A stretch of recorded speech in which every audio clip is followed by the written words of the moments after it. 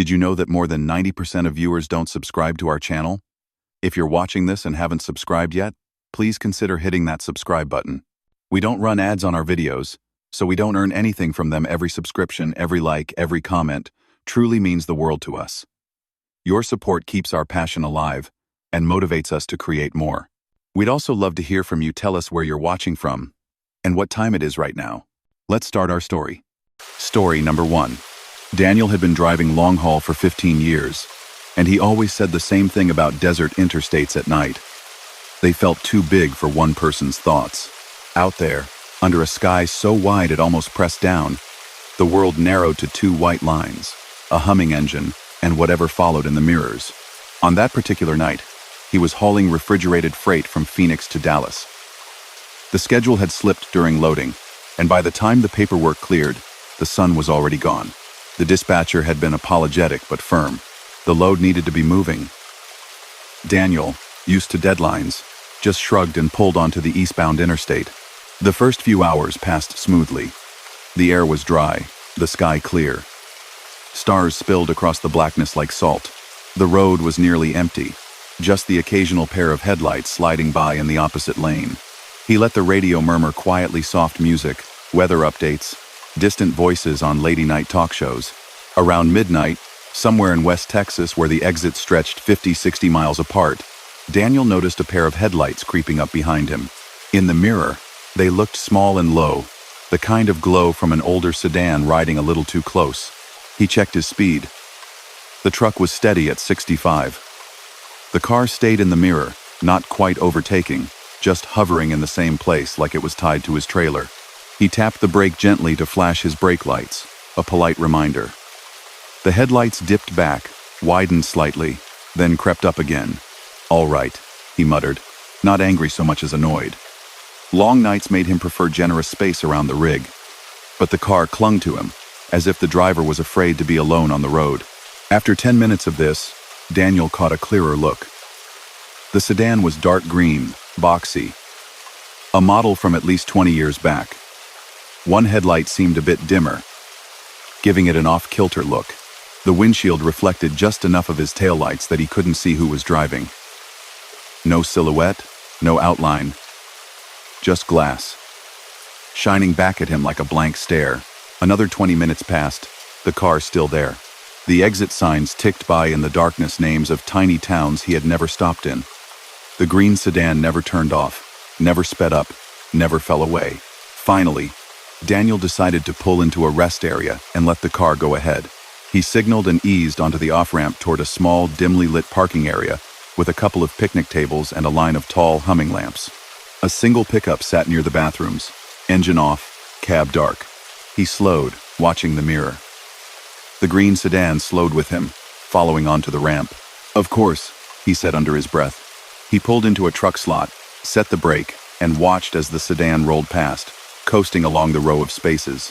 It went all the way to the far end, where the light was weakest, then turned into a car spot, the headlights switched off. From where he sat, Daniel could just make out the dark shape of it.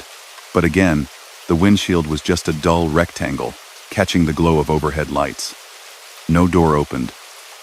No one got out. He waited a moment, listening to the quiet tick of his engine cooling and the far-off buzz of insects. The pickup near the bathrooms remained still. The rest area felt suspended, no highway noise, no footsteps, just a kind of empty pause. He considered going inside but decided against it. The trailer was cold, and the night air would be even colder. He was on schedule and awake enough. All he wanted was to let the sedan go. After a minute or two, he shifted back into gear and rolled toward the exit ramp. As the truck moved, his angle on the car changed. For a brief second, the windshield of the green sedan caught a beam of light in such a way that he thought he saw shapes in the front seat. Not faces, exactly just the suggestion of figures. Then the angle shifted, and the glass went dark again. He told himself it was a trick of the light, and pulled back onto the interstate. For a while, the road behind him stayed empty. No headlights, no cars, just the long silver ribbon of asphalt vanishing in the mirrors. The clock on the dash crept toward 1 in the morning. Desert scrub slid by in low smudges. Every now and then, A reflective sign flashed bright white and then spun away behind him. The radio had sunk to low static and distant music, so he turned it almost all the way down. The hum of the tires became a kind of background lullaby. Then, as he checked his mirror out of habit, he saw them. The same two headlights, one slightly dimmer than the other, hanging back at the exact same distance they had before. Daniel stared. The digital clock glowed softly on the dash. He had been driving non-stop since the rest area. No exits, no turnarounds. He had seen no on-ramps feeding into the interstate. There was nowhere that car could have come from without passing him. He waited for it to overtake. It didn't. Instead, it held its place, the dimmer headlight giving it an almost lopsided stare. The stretch of road was flat enough that he could see at least a mile behind him. The green sedan occupied the same small point in that mile, like it had been pasted into the scene. He rubbed his eyes once, deliberately, then glanced at his GPS. The route line glowed steady and unbroken, showing the long run to the next town. But something else bothered him. The estimated arrival time hadn't changed since he last looked at it. It still claimed the same minutes remaining, as if the last 30 miles hadn't existed. The number flickered once, as if reconsidering, then updated in a sudden jump. The road on the screen shifted slightly, like it had redrawn from a different angle. The blue arrow representing his truck shivered once, and then settled. Behind him, the headlights drew a fraction closer. He flipped through radio channels to break the silence. A late-night host was telling a story about strange things seen on country backroads. Daniel listened with half an ear, his focus snagged on the steady glow behind him. 15 minutes later, the interstate widened into 3 lanes near a junction. Another truck appeared ahead, its red taillights a welcome sign of company. Daniel eased left to pass, and as he came alongside the other rig, he glanced into the opposite mirror. The green sedan had shifted lanes exactly when he had, still staying behind him at that same careful distance. He felt a quiet prickle along his arms. He could, he told himself, simply let it be. People trailed trucks sometimes, using them as a kind of moving shield against the emptiness of the road. Maybe the driver was just nervous. Maybe their one dim headlight made them want safety in numbers. A dozen ordinary explanations lined up in his mind. Still, most nervous drivers didn't follow a single truck off an exit into a rest area just to sit in the shadows and stare. The other truck dropped behind on an incline, its engine note fading. Once again, it was just Daniel, the road, the sky, and that unseen driver. At the next state-run rest stop with a larger, brighter lot and a lit building with vending machines and maps, he made a decision. If the green sedan followed again, he would get a closer look. He signaled early, took the ramp, and pulled into a well-lit spot near the entrance, where the security cameras watched. The building glowed with fluorescent light. A handful of cars clustered near the front. Inside, through the windows, a vending machine cast a blue reflection on the floor. His eyes flicked to the mirror. This time, as the truck rolled down the ramp, the headlights behind him did not follow. They continued straight on the interstate, shrinking, until they were just 2 faint stars. Then they were gone. Daniel sat for a long moment, listening to the rumble of idling engines from a few other trucks. A man in a jacket walked his dog past the front of his rig. Somewhere, a door in the building opened and closed with a soft thud. For the first time in half an hour, the tight feeling in his chest eased. He climbed down from the cab, stretched, and went inside. The air smelled like coffee from a machine and cleaning solution. Map brochures sat neatly in racks. At one corner, a corkboard held flyers and a few faded photographs of highway projects and safety campaigns. A particular photo caught his eye. An old snapshot of a family car pulled off on the shoulder of an interstate. A highway patrol car parked behind it. The caption read, "Stranded but safe help arrives in time," followed by a date from almost 20 years ago. The car in the picture was a dark green sedan, boxy, with one headlight that seemed slightly clouded. 2 adults and a child stood near it, faces bright with relief. The patrol officer smiled at the camera. Daniel leaned closer to read the small print beneath.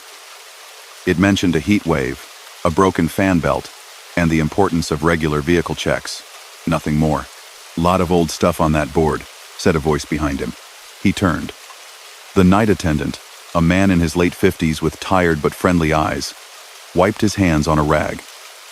His name tag read, "Rick." "Yeah, Daniel said. That car just looked familiar. Rick glanced at the picture, then at him. You been through here before? Not in a while, Daniel replied. Just thought I saw one like it tonight. Rick's expression shifted, slightly. Not exactly worried, but attentive in the way of someone who has heard a story before and is waiting to see if it matches. Green sedan? He asked. Kind of old? One headlight a little off? Daniel hesitated before nodding. Maybe. Could be any car, though. Rick folded the rag over his hand. Still behind you? No. Stayed on the interstate when I pulled off. Rick nodded slowly, then motioned toward the coffee machine. Top off if you need. Some stretches out there. Folks get strange impressions. You tired? Little, Daniel admitted. Sometimes when you get too tired, Rick said, choosing his words with care, you see things that ain't exactly there, or might be there in a way, just not for you. He smiled thinly, as if aware how that sounded. Plenty of drivers report that sedan, usually late, usually when they're running longer than they planned. Daniel forced a light chuckle. Highways need their legends, I guess. Guess they do, Rick agreed. Anyway, if you see it again, just keep steady. Don't follow it anywhere. Happens, just let it go past. Follow it where? Daniel asked, but Rick only shrugged. Wherever it wants you to go. Roads strange at night. Back in the cab, Daniel told himself that the story was just that, a story the staff passed around to keep the night interesting. Still, he checked his mirrors more often as he pulled back onto the interstate. For 30 long miles, nothing appeared. Gradually, the tension sank beneath the familiar rhythm of the drive. The GPS behaved. The clock advanced like normal. The sky remained clear and uncaring. Then, after a gentle curve that led into a long, straight stretch, Daniel saw hazard lights blinking ahead. He eased off the accelerator. There, on the right shoulder, sat a car with its flashers on. The pattern of lights briefly washed the lane in amber. As he drew closer, the shape became clear. Dark green, boxy, low. One headlight slightly dim. His hands tightened on the wheel. He took in the scene as his truck approached. The sedan's hood was up, casting a dark triangle against the night. The interior dome light glowed faintly. In that pale glow, something moved, just visible through the side window. A figure, maybe two, shifting, as if trying to signal or search for something.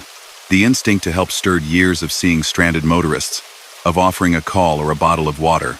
The desert could be unforgiving, and no one liked to leave people in trouble. But something was wrong.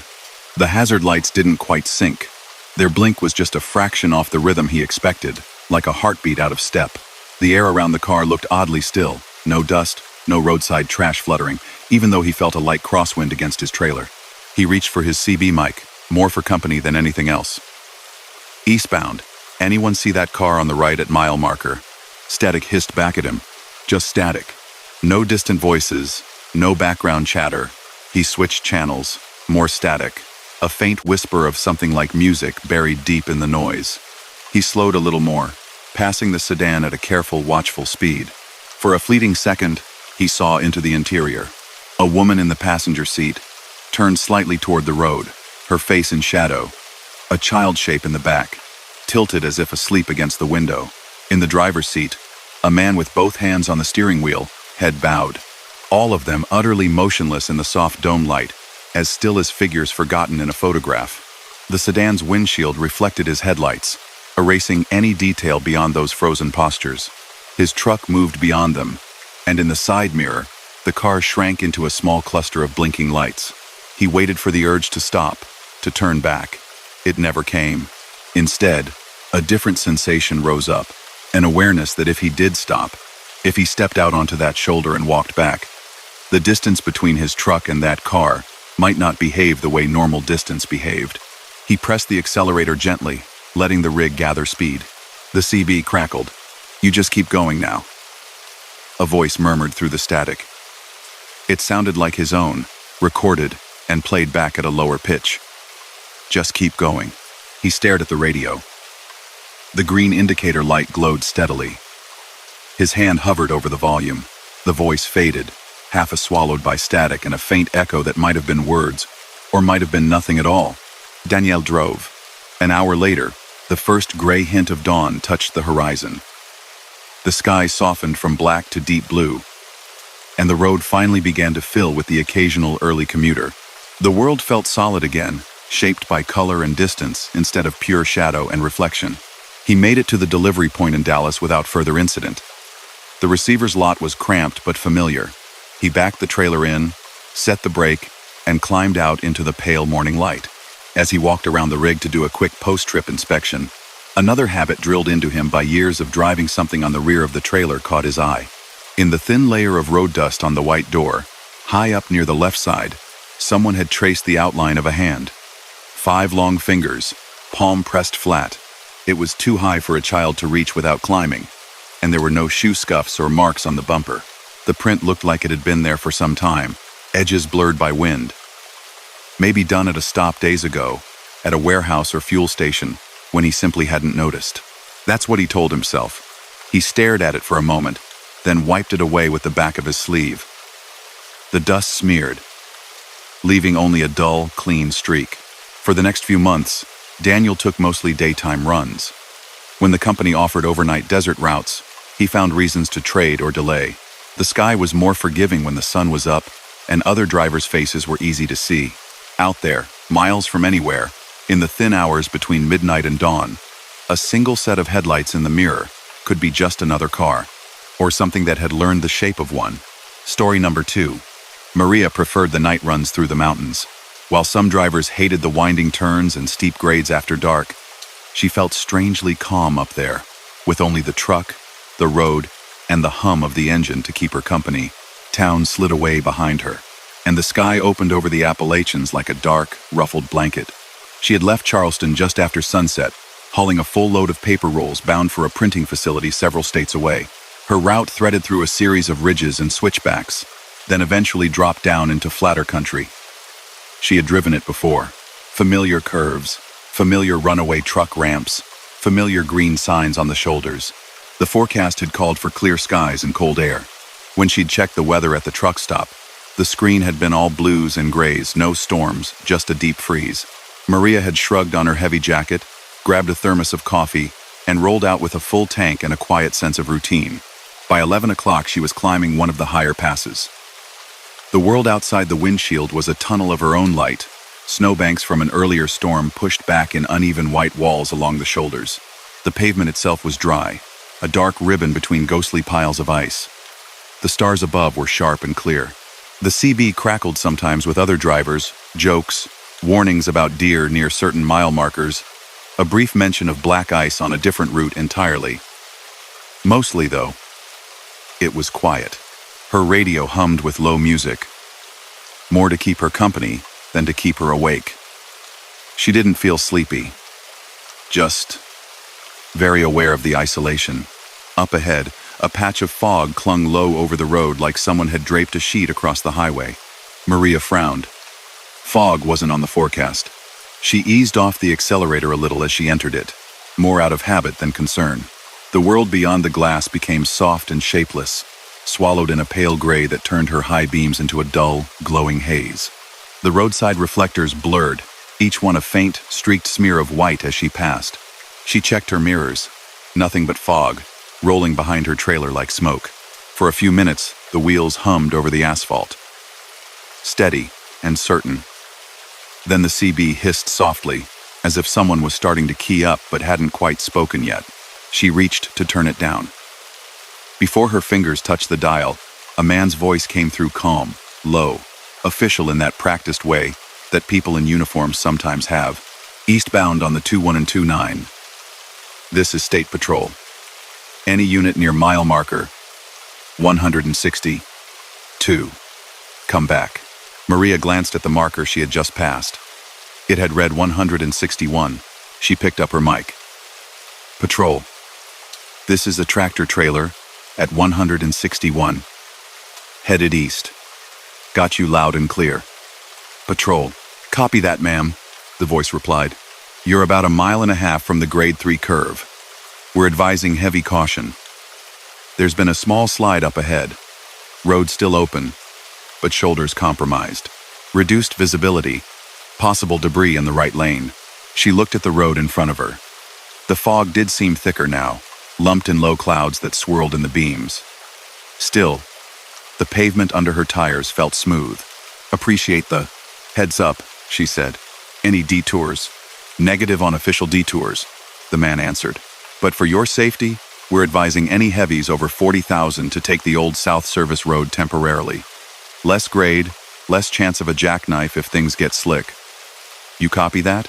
Her brow furrowed. "Old South Service Road? Don't have that on my GPS." "It's not on GPS," he said. "It's an older access route.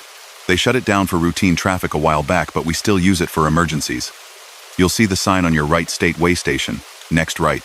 The way station's closed, but the access road will carry you around the worst of it and drop you back on the main just past 168. Maria knew there had been a way station somewhere along here. She'd passed the sign in daylight more than once.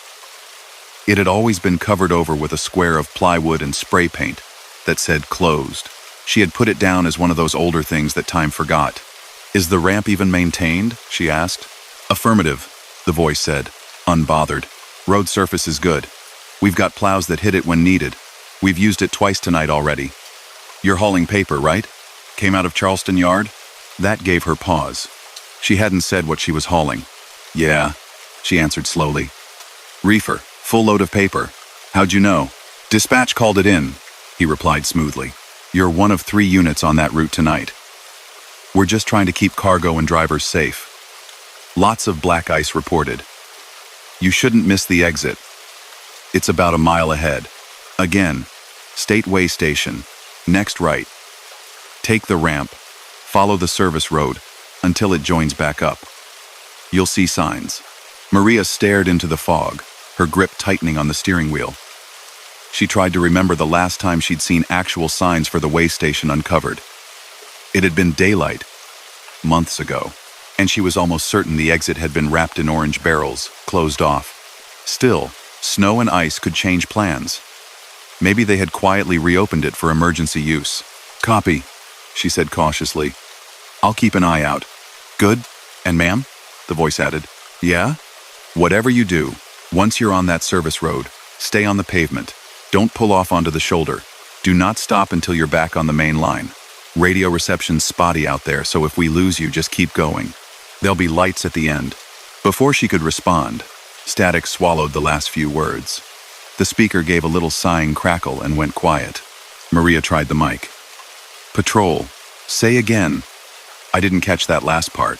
Nothing answered her, just the soft hiss of emptiness. She flipped channels, listened, went back.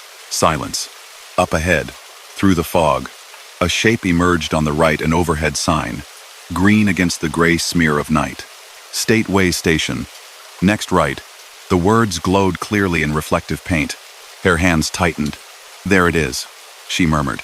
The exit ramp came into view, sloping down to the right, its reflective posts and faded chevrons marching along the curve. There were no barrels, no plywood over the sign, no closed scrawled in spray paint. In fact, it looked newly cleaned.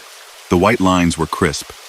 A faint set of tire tracks arced down its length, like something heavy had passed not long before. She took a slow breath. The main highway ahead vanished into thicker fog. The air above the ramp, though, seemed a shade clearer, as if the exit sliced under the worst of it. "All right," she said softly, to herself more than anyone. "Old road it is." She signaled and eased the truck onto the ramp. The pavement under her tires stayed smooth. The fog peeled back slightly, letting her see a bit farther. The ramp curved down and around a shoulder of the mountain, then straightened into a wide, empty lot. The way station stood to the left, a low, concrete building with a long metal awning stretched over darkened truck scales. Its windows reflected her headlights like dead glass. A tall pole with a bank of lights rose over it, but none were lit. A faded flag stirred once in a breeze she couldn't feel inside the cab. A single sign stood near the lane. "All trucks. Proceed to scale." Its lettering was chipped, weather-cracked. She slowed as she passed it. The service road branched off from the far end of the lot, a 2-lane strip of asphalt angling away into the woods. A small, battered arrow sign pointed along it. "Service route. Authorized vehicles only." Her GPS screen went gray at the edges, the bright magenta route blurring into a vague straight line that didn't quite follow the road she was on. The little triangular icon that was supposed to be her truck jittered for a moment, then froze in place, even as she kept moving. A tiny message popped up at the bottom, recalculating, and never seemed to finish. Maria glanced at the CB. The channel display was still glowing. She keyed the mic. State Patrol. This is the unit you just directed to the way station. I'm on the service road. You copy? Static. Nothing else. Of course, she muttered. Spotty reception. The service road narrowed slightly, trees pressing closer on both sides. Their bare branches arced overhead, forming a kind of tunnel that caught and funneled her headlights in strange, elongated patterns. Snow lay piled in low, uneven drifts along the shoulders, untouched by tire tracks. The pavement, she noticed, didn't look like it had been plowed that night. There was an older, compacted sheen of ice along the edges, and the faint white ghosts of painted lines long since faded. But the central lanes were clear enough. She drove on. After a minute or two, the feeling of being alone became particularly sharp. The highway had a certain noise to it, a distant rush of other cars, a deep, low echo from the valley. Out here, there was only the sound of her engine and the faint hiss of tires on asphalt. The fog thinned briefly, and she saw the sky again black, freckled with stars. No clouds. That's weird, she said quietly. The weather had not changed that quickly.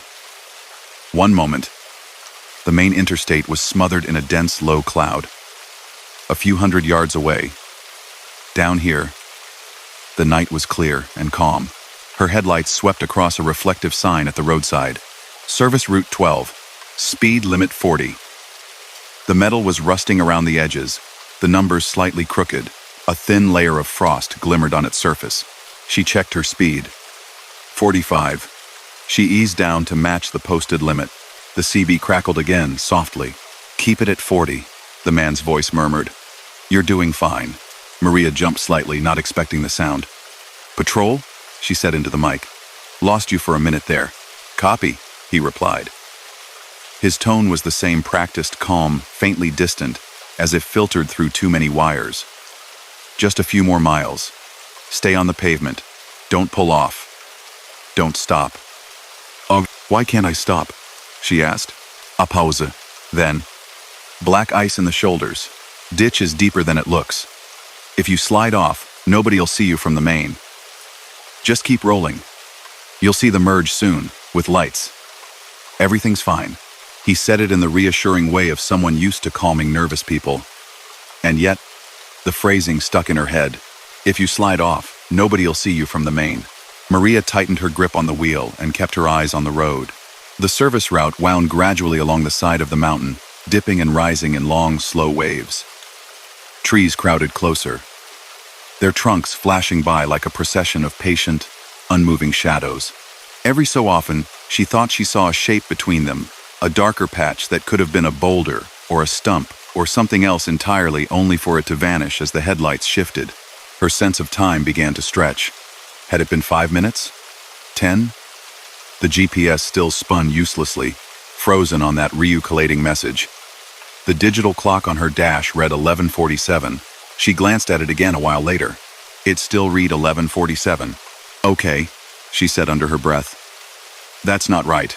She tapped the dash lightly with her knuckles, then looked at her phone, which sat in its holder. The lock screen glowed. 11:47. The battery symbol showed a full charge, but there was no signal indicator, no bars, no little X either, as if the phone refused to admit whether it had service or not. The CB crackled once more. Almost there, the man repeated. Can you give me a mile marker? Maria asked. Some kind of landmark? Just stay on the road, he said. You'll know when you get there. A faint unease crept along her spine. His voice hadn't changed its tone, but something about the way he'd said you'll know lodged in her mind like a splinter. Up ahead, a glow blossomed on the horizon. Not bright, just a faint, diffuse light that hazed the air slightly, like the spill from distant lamps. She exhaled, not realizing she'd been holding her breath. There we go, she murmured. Merge back to the main. The road curved left, then right. The glow grew a little, pooling ahead, casting a dim, yellowish wash over the trees. She could see, vaguely, the outline of what might be a ramp, rising to meet another, broader strip of pavement. Something moved at the edge of her high beams. Maria's hands jerked slightly on the wheel. She corrected, heart thudding. On the right shoulder, standing just beyond the beatity, last reach of her lights, a figure appeared. Tall, lanky, wearing a reflective vest that winked once in the light before fading into dim color. A hat shaded the upper half of its face. One arm lifted, slowly, as if signaling. She squinted, trying to make out details as the truck rolled closer. The vest was the kind road workers and patrol officers wore, pale orange with twin silver stripes. The man's posture was odd, too straight, too still. His hand hung at an angle that seemed both lazy and rigid at the same time. "Got a worker on the right," she said into the mic. "You got guys out here?" "Static then. Just keep going." "Copy, but..." She tried again. "There's someone on the shoulder. You want me to..." The figure's hand swung up in a quick, unnatural motion, palm facing her, fingers splayed wide, as if in warning. Her foot hovered over the brake. He stood at the very edge of the pavement, where the service road crumbled into rough gravel and packed snow. Between two trees behind him, she glimpsed a steep, sudden dark drop-off. "Stay on the pavement. Don't pull off." Maria kept her foot away from the brake and her eyes locked on the center of the road. The truck rumbled past. For the half-second that her cab came level with him, she saw his face. Or rather, the outline where a face should have been. The brim of his hat cast deep shadow, and the reflective strips of his vest glittered, drawing the eye away. But beneath the hat, above the collar of his jacket, there was a strange impression too pale to be skin, too flat, almost like a blank sheet of something turned toward her. Then he was gone, swallowed by the darkness at the edge of her side mirror. The glow ahead brightened. As she rounded the last bend, a set of lights came fully into view, tall poles with floodlamps, casting a wide, sodium-yellow circle over another stretch of pavement. It looked like an older rest area, with a short, curved off-ramp and a handful of parking spots, cracked and rimmed with frost. No cars sat in the lot, no trucks, just an empty sweep of light, humming faintly. Beyond it, the dark shape of the main interstate ran past, a broader band of asphalt elevated on a shallow berm. A ramp gently climbed from the service road up to meet it. "There you go." The man's voice came through again. "Just take that on-ramp. Merge back to the main. You're clear all the way down to 180. 2 from here." Maria nodded once, even though he couldn't see. "About time," she muttered.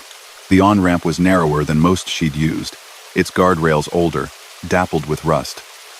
But it joined the interstate at a smooth, shallow angle. She could see a ribbon of headlights far off in the distance on the higher road, tiny moving pinpricks of white. That alone reassured her. She guided the truck onto the ramp, signaling out of habit, even though there was no immediate traffic. The pavement under her wheels felt solid. The engine pulled steadily. "Appreciate the help, Patrol," she said into the mic. Service road did the trick. A pause, then very softly, almost like an echo. "We try to keep people safe. Some roads shouldn't be forgotten." The CB fell silent. She merged onto the main line. Fog enveloped her again. Thick, immediate, like a curtain dropping. 1 second she was climbing out of a clear night. The next she was back in the same muffled gray she'd driven through before. The stars vanished. The glow from the empty rest area behind her disappeared, as if someone had flipped a switch. Her GPS beeped abruptly.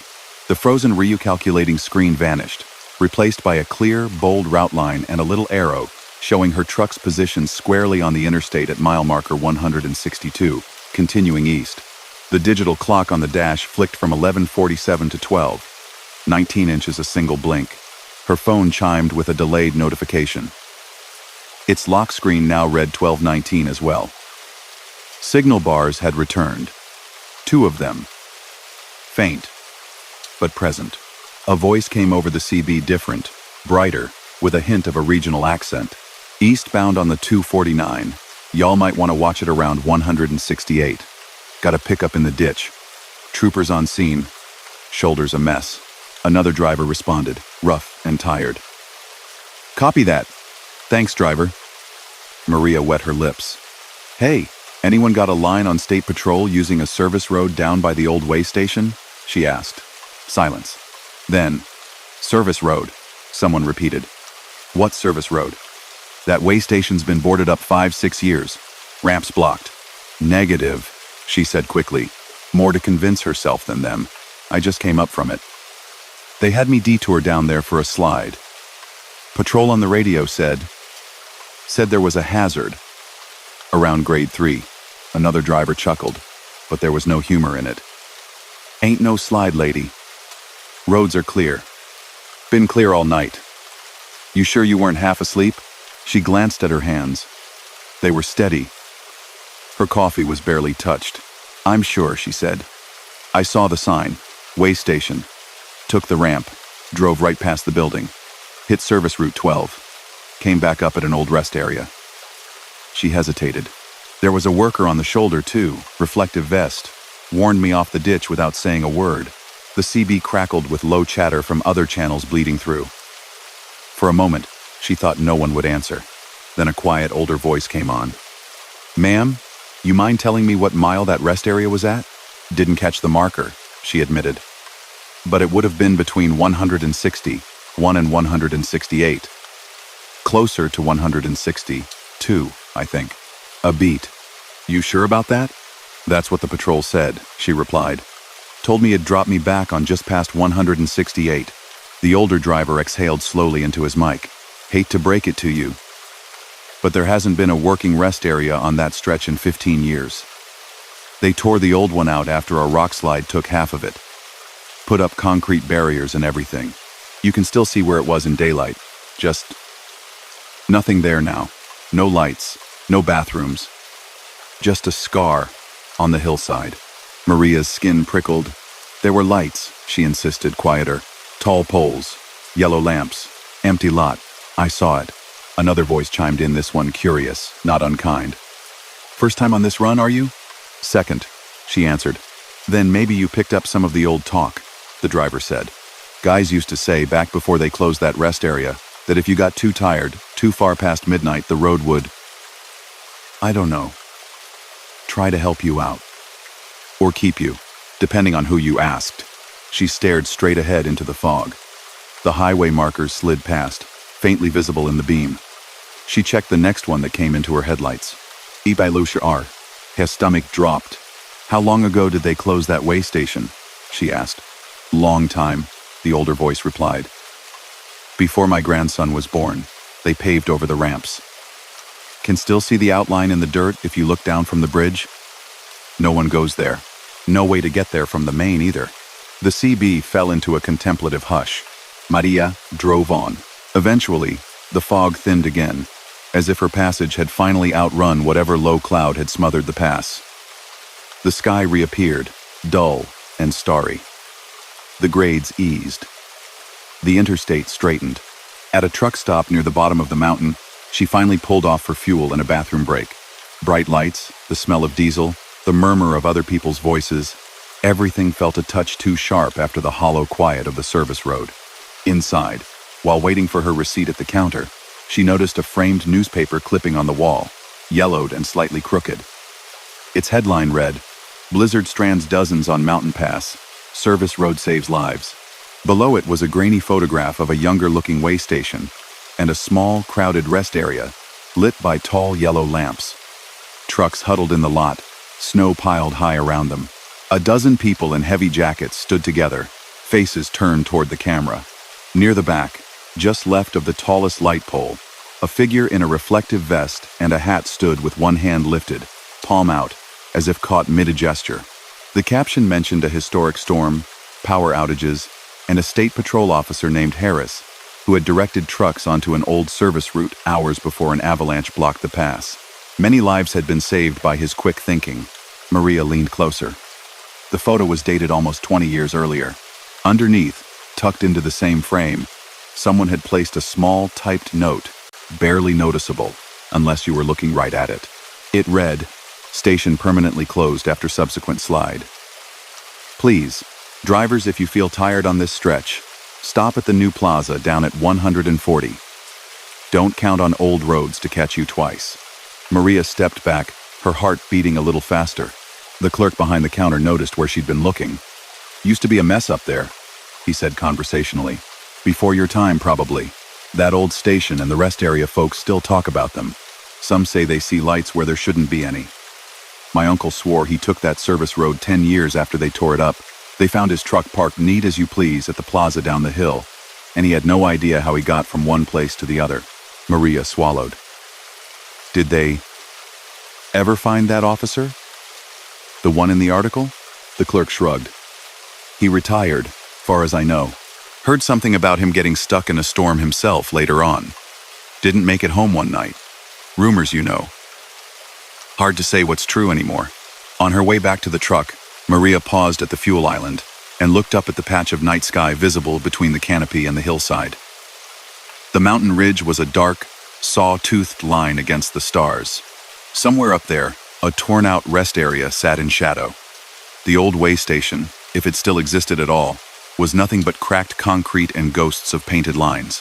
The service road, they said, was gone, but in the back of her mind, she could still feel the weight of the steering wheel under her hands. Remember the smooth, clear pavement of a route that had no place on any current map, and see a man on the shoulder holding up one hand in warning as a deep, black drop yawned in the trees behind him. On her next trip through that pass, she planned her timing so she would cross it in daylight.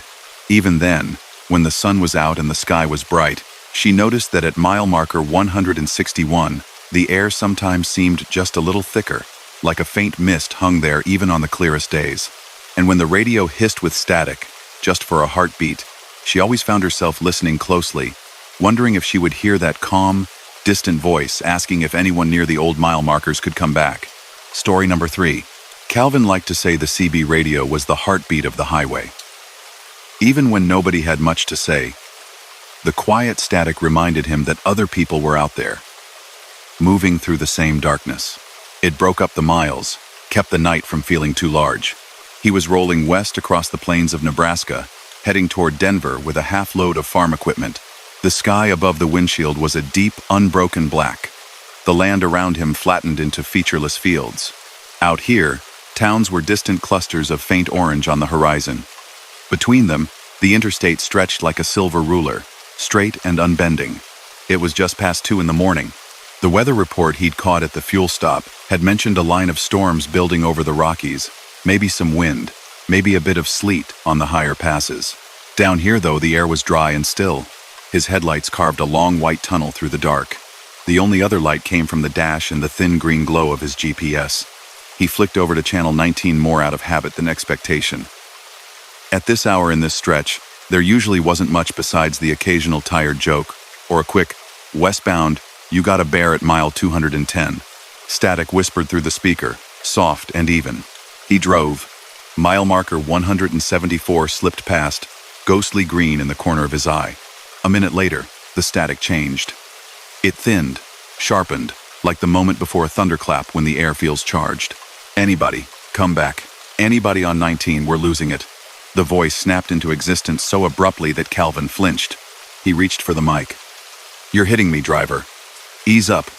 What's going on?" For a heartbeat, there was no answer. Then the same voice came again, ragged with effort. "Brakes are gone, repeat. Brakes are gone eastbound coming down off Ridgeway Hill. I can't get her slowed, anybody at the bottom. Clear that lane, I can't." Calvin's skin prickled. Ridgeway Hill. He knew that name. Every driver who took this route did. It wasn't a mountain pass. Exactly. Just a long, deceptive downgrade, stretching for several miles. The kind that looked harmless until it built too much speed under you. At the western edge, there was a wide turnout with a memorial plaque and a bright yellow sign screaming in big black letters, "You are not down yet." He had another 3 hours before he'd hit it. He pressed the mic again. "Eastbound with the brake trouble, what's your handle? Where you at exactly?" The speaker crackled. Background noise surged engine roar, the high whine of something straining. A second voice bled through, higher pitched, breathless. "Tell Mom I'm sorry, Jason. Look at the ramp. The ramp. Take the ramp." "I can't hold it," the first voice shouted, as if talking to the person beside him, not to the radio. "It's not catching, Jake, I'm trying." Calvin twisted the volume up. "Hey, driver, listen. You got a runaway ramp on your right about halfway down. Big gravel bed, you can't miss it. Aim for it. Don't ride the pedal. Short stabs, downshift if you... They were talking over him. If they heard him at all, it didn't show. Speed's 55. No, 60, the first driver gasped. God, I should have stopped. Should have checked the compressor. A metallic rattle rippled through the transmission, as if the entire truck on the other end was shaking. Calvin's heart was beating too fast for a man just sitting behind a wheel on flat ground.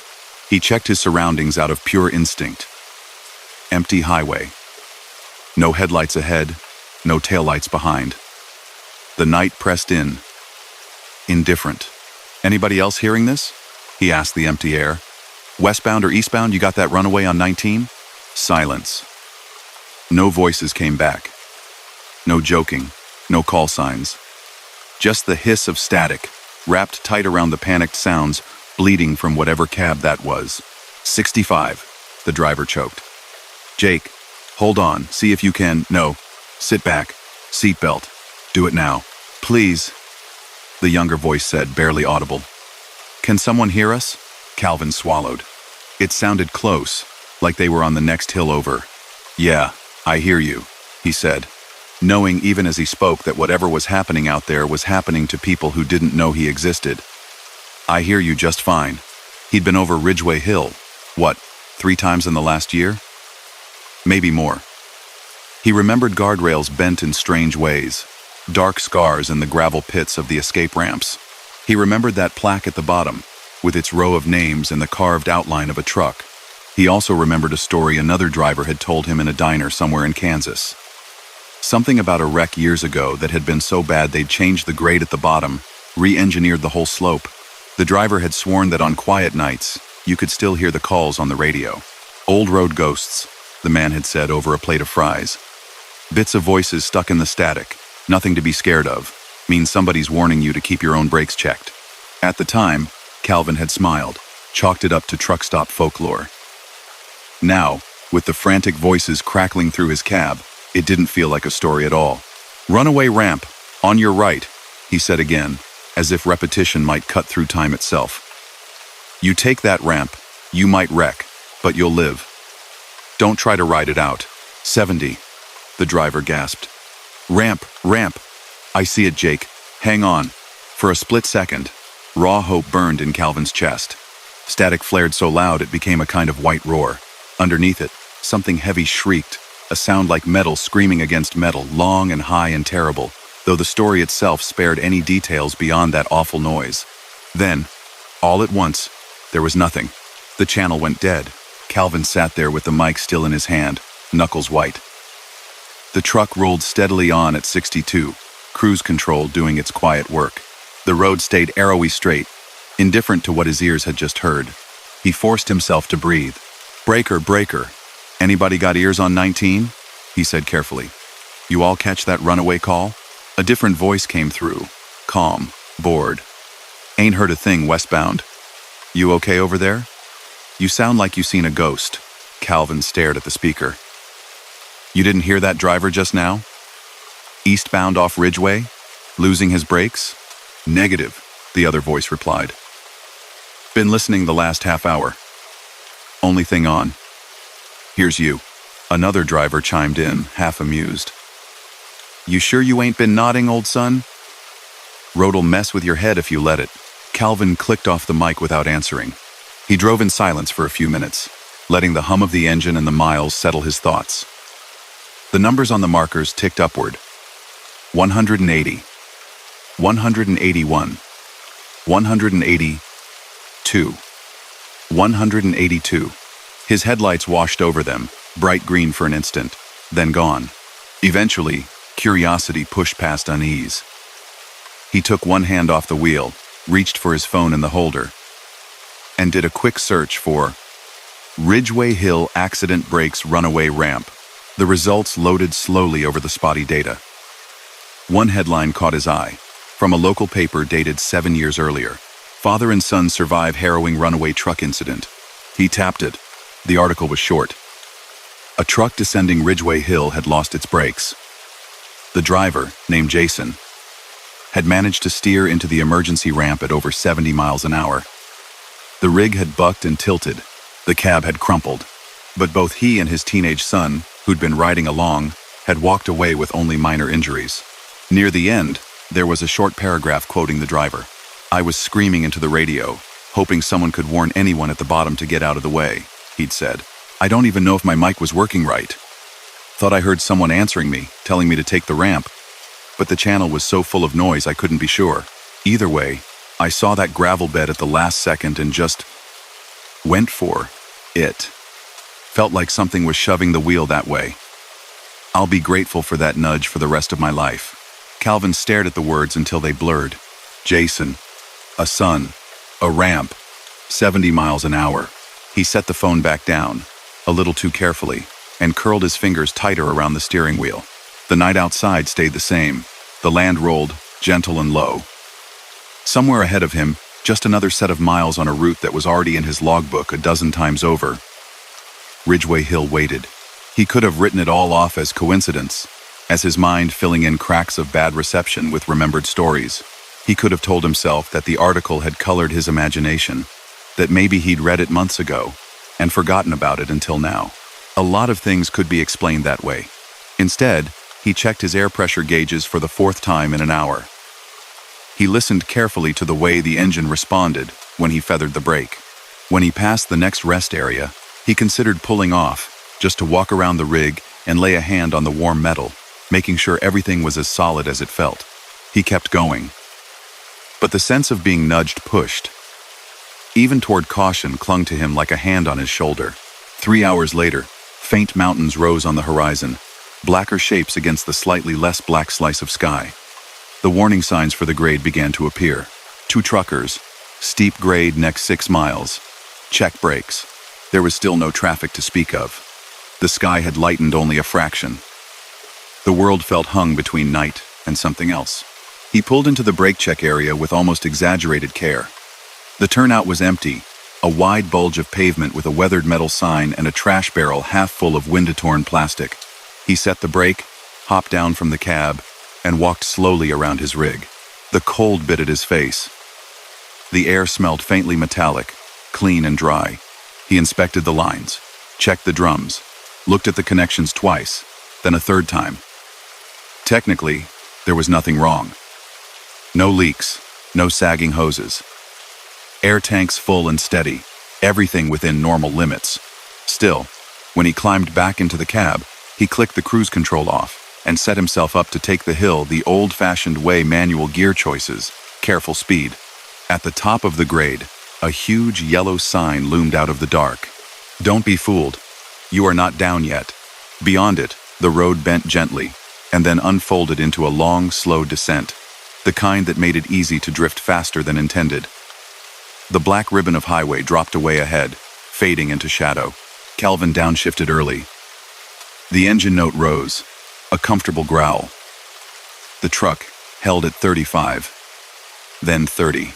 On the right, a bright rectangle of gravel and sand cut into the slope runaway truck ramp with a tall sign of its own. Emergency use only. He glanced at it as he passed, and for a lingering moment, he saw something. A truck in the ramp, half buried in gravel. A cab tilted at a steep angle, nose deep, back wheels almost lifted. 2 figures standing beside it, one tall, one shorter, the smaller shape clinging to the other's sleeve. The taller one had a hand on the doorframe, as if steadying himself. The shorter one turned as Calvin's rig eased down the hill, like they'd heard an engine that did not belong to any present moment. Their faces were lit strangely by light that wasn't there. Not the clean wash of modern LEDs, not the bluish tint of his own headlights. Something older, sodium yellow, like the old rest-to-stop lamps from another time.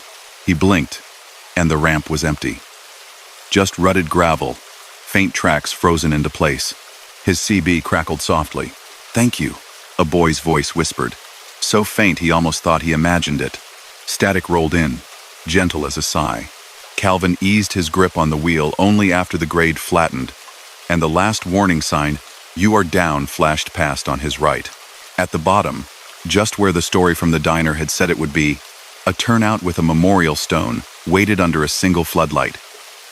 He didn't stop, not this time. He just looked as he went by. The plaque was simple. A carved shape of a semi, a date, a short warning about brake checks and safe speeds. And at the very bottom, in smaller letters, a line someone had chosen with care. Slow down. Someone still wants you home. For the rest of the run into Denver, Calvin left the CB on.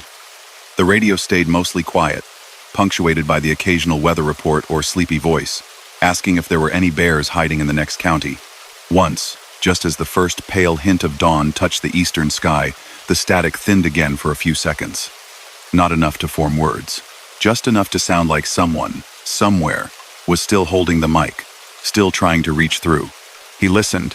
Then the noise folded back into the ordinary hum of the highway, and the miles rolled on. From that night on, every time the route took him toward Ridgeway Hill, he treated it the same way.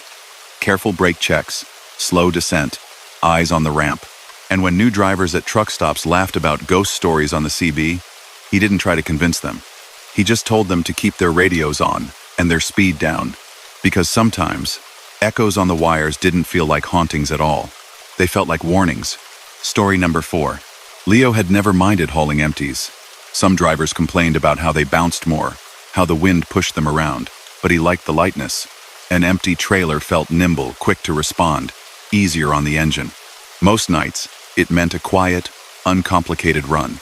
The trailer waiting for him in the back corner of the Chicago yard that night didn't look any different from the rest. White box, a little road-grimed. Company logo half-faded along the side. The number stenciled on the front corner and again on the doors. 3,174. He did his usual walk around by the beam of his flashlight. Tires good, landing gear cranked up tight, hoses and lines ready. He checked the inside, too, a habit he never skipped, no matter how late dispatch was pushing him. The interior yawned empty and cold. Corrugated metal floor, scuffed walls, some old tape marks where pallets had once been secured. Nothing unusual. Nothing at all. He closed the doors and swung the locking bar into place. When the metal clanged, the noise seemed to echo a little longer than it should have, rolling around in the empty box. He paused, listening, but heard nothing more. The night air smelled faintly of exhaust and cold iron. Sodium lights buzzed overhead. Somewhere in the yard, a forklift beeped as it backed up, its sound distant and hollow. Leo finished his checks, hooked up, and pulled through the gate. The run would take him southwest, down through flat farmland and scattered towns, then west toward Street Lewis. Mostly interstate, mostly easy. He'd done it plenty of times with heavier loads. Tonight should have been simple. About an hour out, with Chicago's glow long gone behind him, he heard the first sound. At first, he thought it was just the usual groans and creaks of an empty trailer flexing on the road. A dull thump, then another, spaced a few seconds apart, faint enough that he almost didn't notice. He turned down the radio, listening. Silence. The highway stretched ahead, dark and straight, orange lights of an occasional overpass sliding by overhead. Fields lay on either side, featureless in the night. The dash glowed in steady blues and greens. Everything felt ordinary. He turned the radio back up, chalked it up to his imagination, and kept rolling. 10 minutes later, the sound came again. One knock. Clear, hollow. Not loud, but sharp enough to cut through the low hum of the engine. It seemed to come from behind him, through the wall of the sleeper, from somewhere inside the trailer. Leo frowned and glanced at his mirrors. The trailer rode steady, no sway, no bounce. The doors in the reflection of his side light looked tightly shut. He waited. There it was again. Knock. Then, after a beat, another. Knock. He knew the sound of cargo shifting a slide, a scrape, a heavier bang when something tipped. This wasn't that. The rhythm was wrong. Too deliberate. 3 quick taps, then nothing. He told himself it was the frame, maybe the wind catching something just so. Air could do strange things with thin metal. He'd heard stranger. At the next exit, the urge to be sure was too strong to ignore. The ramp led to a small, older truck stop, its sign buzzing weakly. He pulled in, parked under one of the taller lamps, and set the brake. The lot was mostly empty. A reefer hummed a few spots over. The building's windows glowed with that familiar mix of fluorescent white and warm diner light. Leo climbed down and walked back to the trailer. In the chilled air, the metal sides pinged softly as they cooled from the heat of the road. He laid a hand on the door. Solid. The locking bar was where he'd left it, pinned secure. He listened. Wind sighed across the lot. A far-off engine rattled. No knocks, no tapping. He shook his head at himself and unlatched the bar anyway. The doors swung open, with a reluctant squeal. His flashlight beam cut into the hollow space. Empty. Just as empty as before. Floor bare. Walls unmarked except for old scuffs and faded scrawlings where someone long ago had written down load numbers in marker. He stepped inside, boots echoing. The faint smell of dust and cold aluminum greeted him. "Hello?" he said, mostly to break the quiet.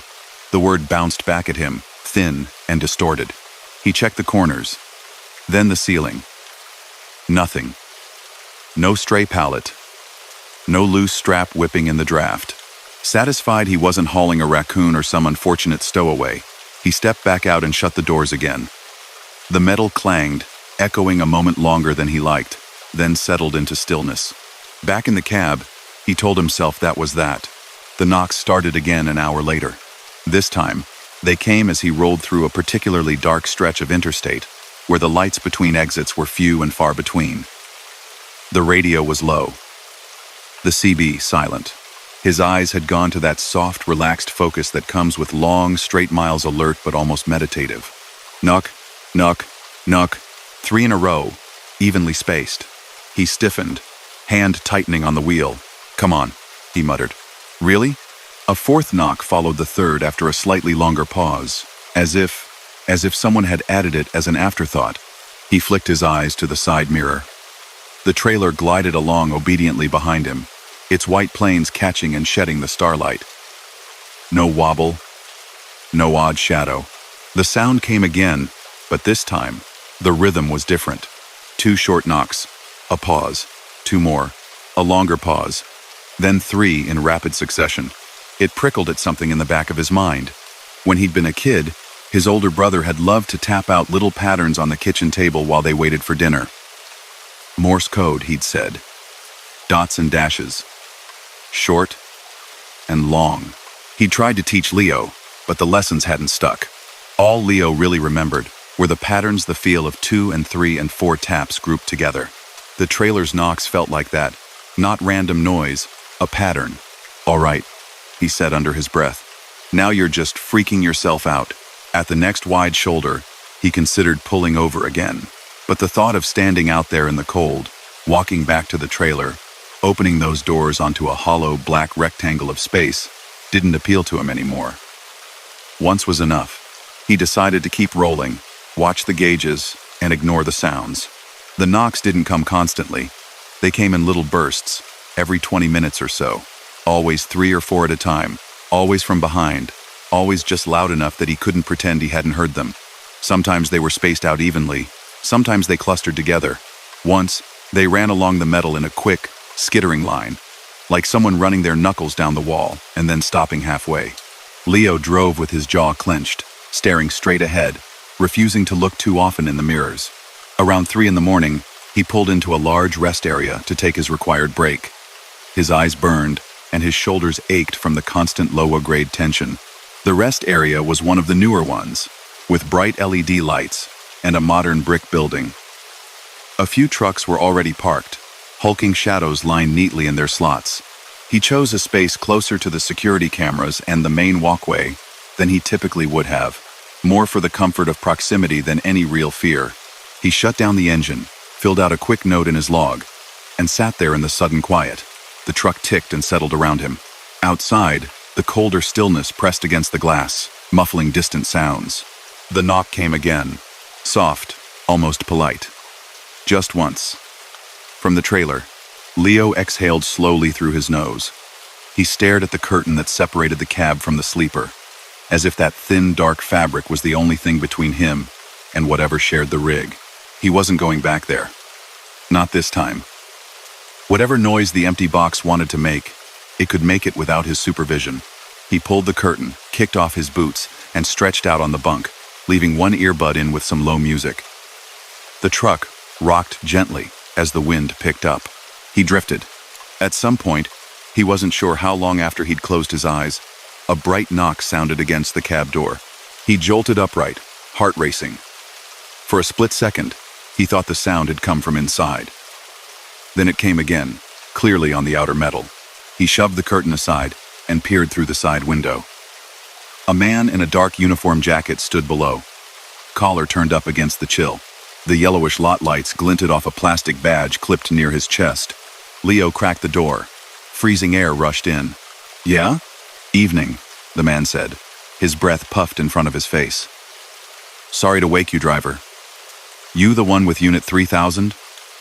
174? Leo squinted. "Yeah. Everything all right?" The man pointed his thumb back toward the building. "Security. Got cameras on the lot. My coworker thought he saw movement in your trailer a little earlier. Like somebody walked past the door from the inside." Leo felt something go cold in his stomach. "It's an empty," he said automatically. Checked it twice. Doors locked. Seals intact. The guard nodded. "Probably nothing. Could have been a shadow. Spider on the lens. You know how it is. But protocol says if we think someone's locked in a box, we let the driver know. Don't want anyone stuck freezing back there." Leo hesitated, then swung down from the cab. "Yeah," he said. "All right. Let's look." They walked back together. The lot's lights hummed overhead. Somewhere, a truck engine idled, low and steady. The trailer's white doors rose before them, plain and unremarkable. Leo shined his small flashlight over the latch. The metal seal he'd twisted on at the yard still hung there, unbroken. The lock bar sat exactly where he'd left it. "See?" he said, though the reassurance was only half for the guard. "Mind if we pop it anyway?" the man asked. "Just to be sure. We'll reseal. Noted in the system." Leo nodded, dug his key out, and broke the seal. The tiny snap of thin metal sounded too loud. He swung the bars aside and tugged the doors open. The cold inside felt deeper than the air outside, like it had been sitting there, still and undisturbed, for a long time. His flashlight beam carved through it, landing on the empty floor and scuffed walls. New pallets, new boxes, new people. The guard stepped forward, peering in. "Huh," he said. "Nothing." Leo stepped up beside him, scanning the corners, the ceiling. The trailer was just a box, nothing more. Then his eyes drifted down. On the inside surface of the right-hand door, just above where the latch caught, faint shapes marred the thin film of condensation the cold had gathered. Finger marks. 4 parallel lines and the smudge of a thumb. As if someone had pressed their hand there from the inside. They were small. Too small for Leo's own hand. The guard saw them at the same moment. He leaned closer, breath misting. "You see that?"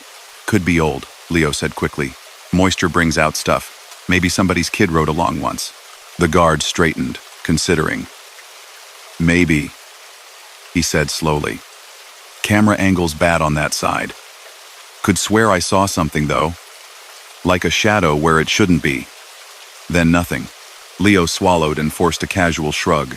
"Empty's empty." The man nodded. "All right, we'll log it. Sleep safe, driver." Back in the cab, with the doors relatched and a new seal in place, Leo sat on the edge of the bunk and stared at nothing for a long moment. The knocks didn't come again during his break. When his alarm chimed and the mandated hours had crawled by, he started the truck, pulled out, and eased back onto the interstate. The sky to the east held the faintest hint of gray. Dawn was still a long way off, but it was thinking about it. For a while it was just the road, the hum of the engine, and the low whisper of tires on pavement. The rest area lights shrank in his mirrors and disappeared, swallowed by the dark. A thin fog began to gather in low patches here and there, lying in the dips between fields. The temperature outside dropped another couple of degrees. Knock.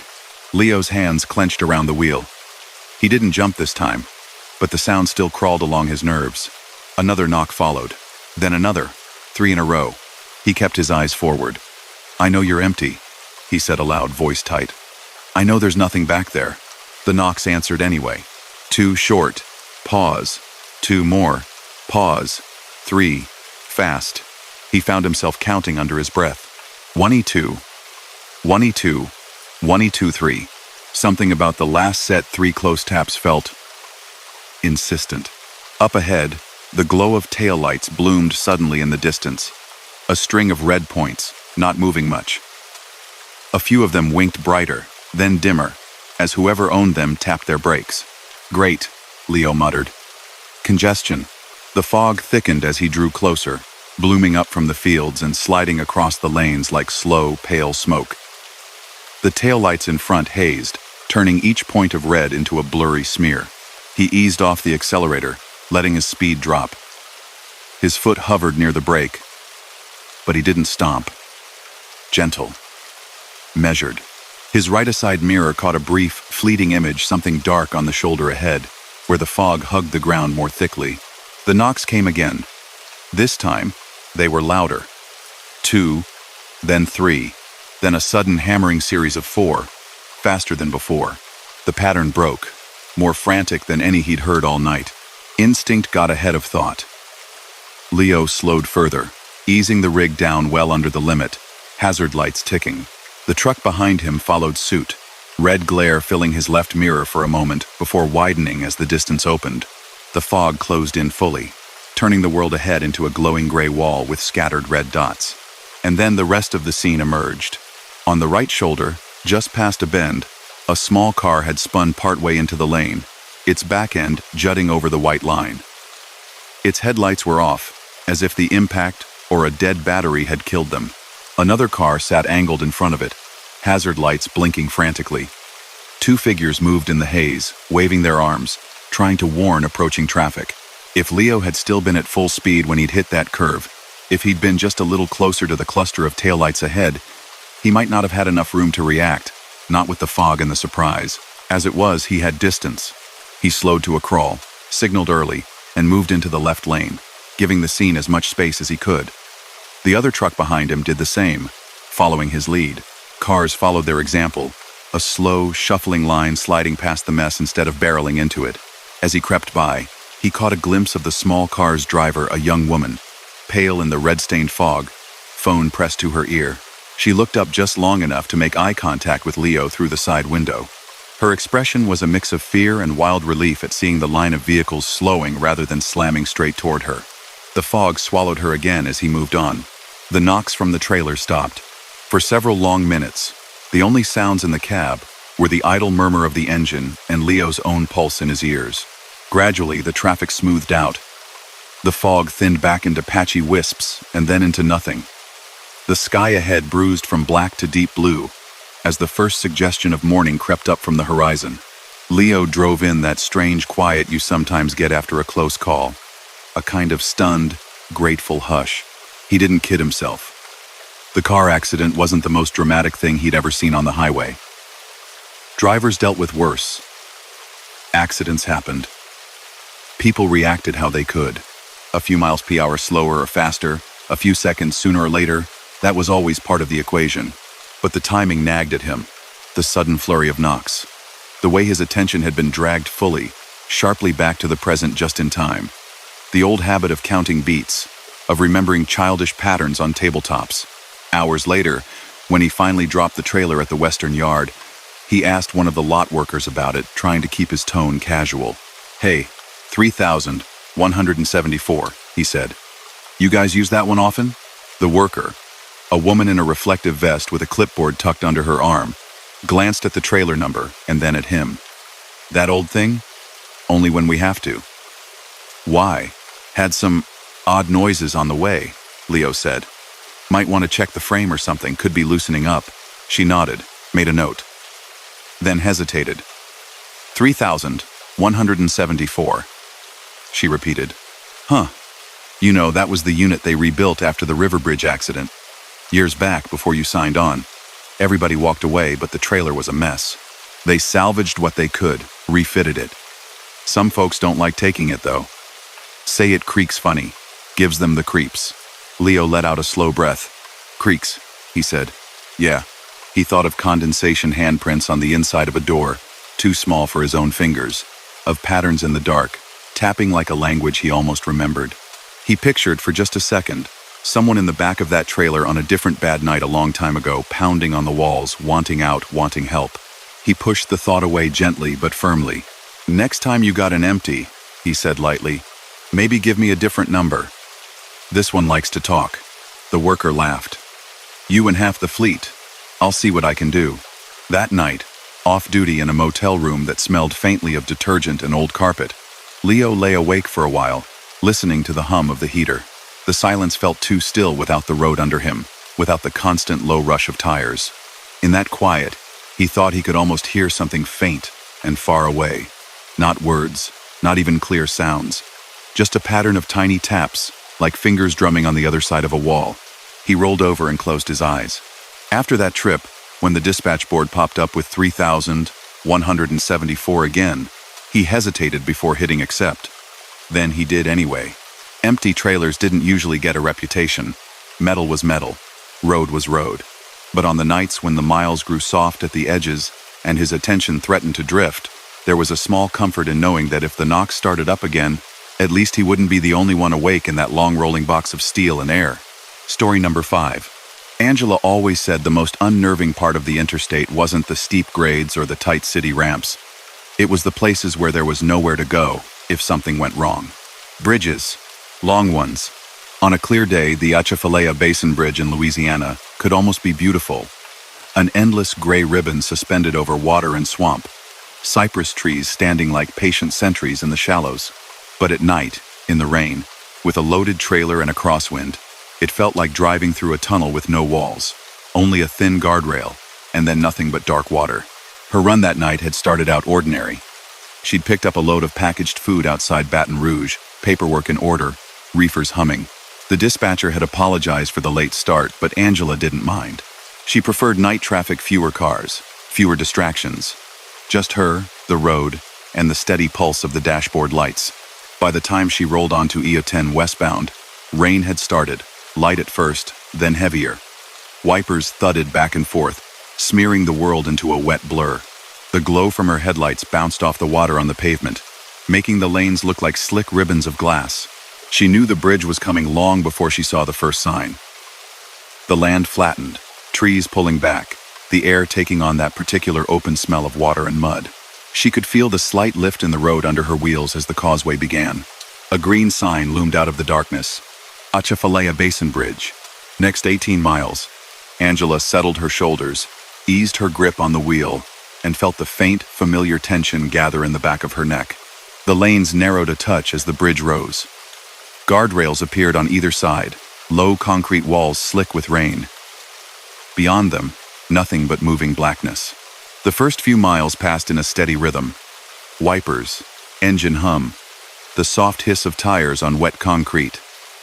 The occasional reflection of another vehicle's lights far ahead or far behind.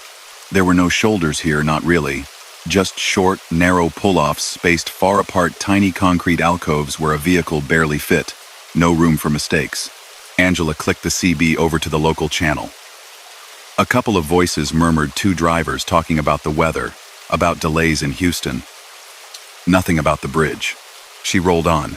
A low mist began to rise from the water below, pushed up by the rain and the temperature drop. It clung to the bridge in patches, ghostly and uneven. Her headlights hit it and turned it into moving walls of gray.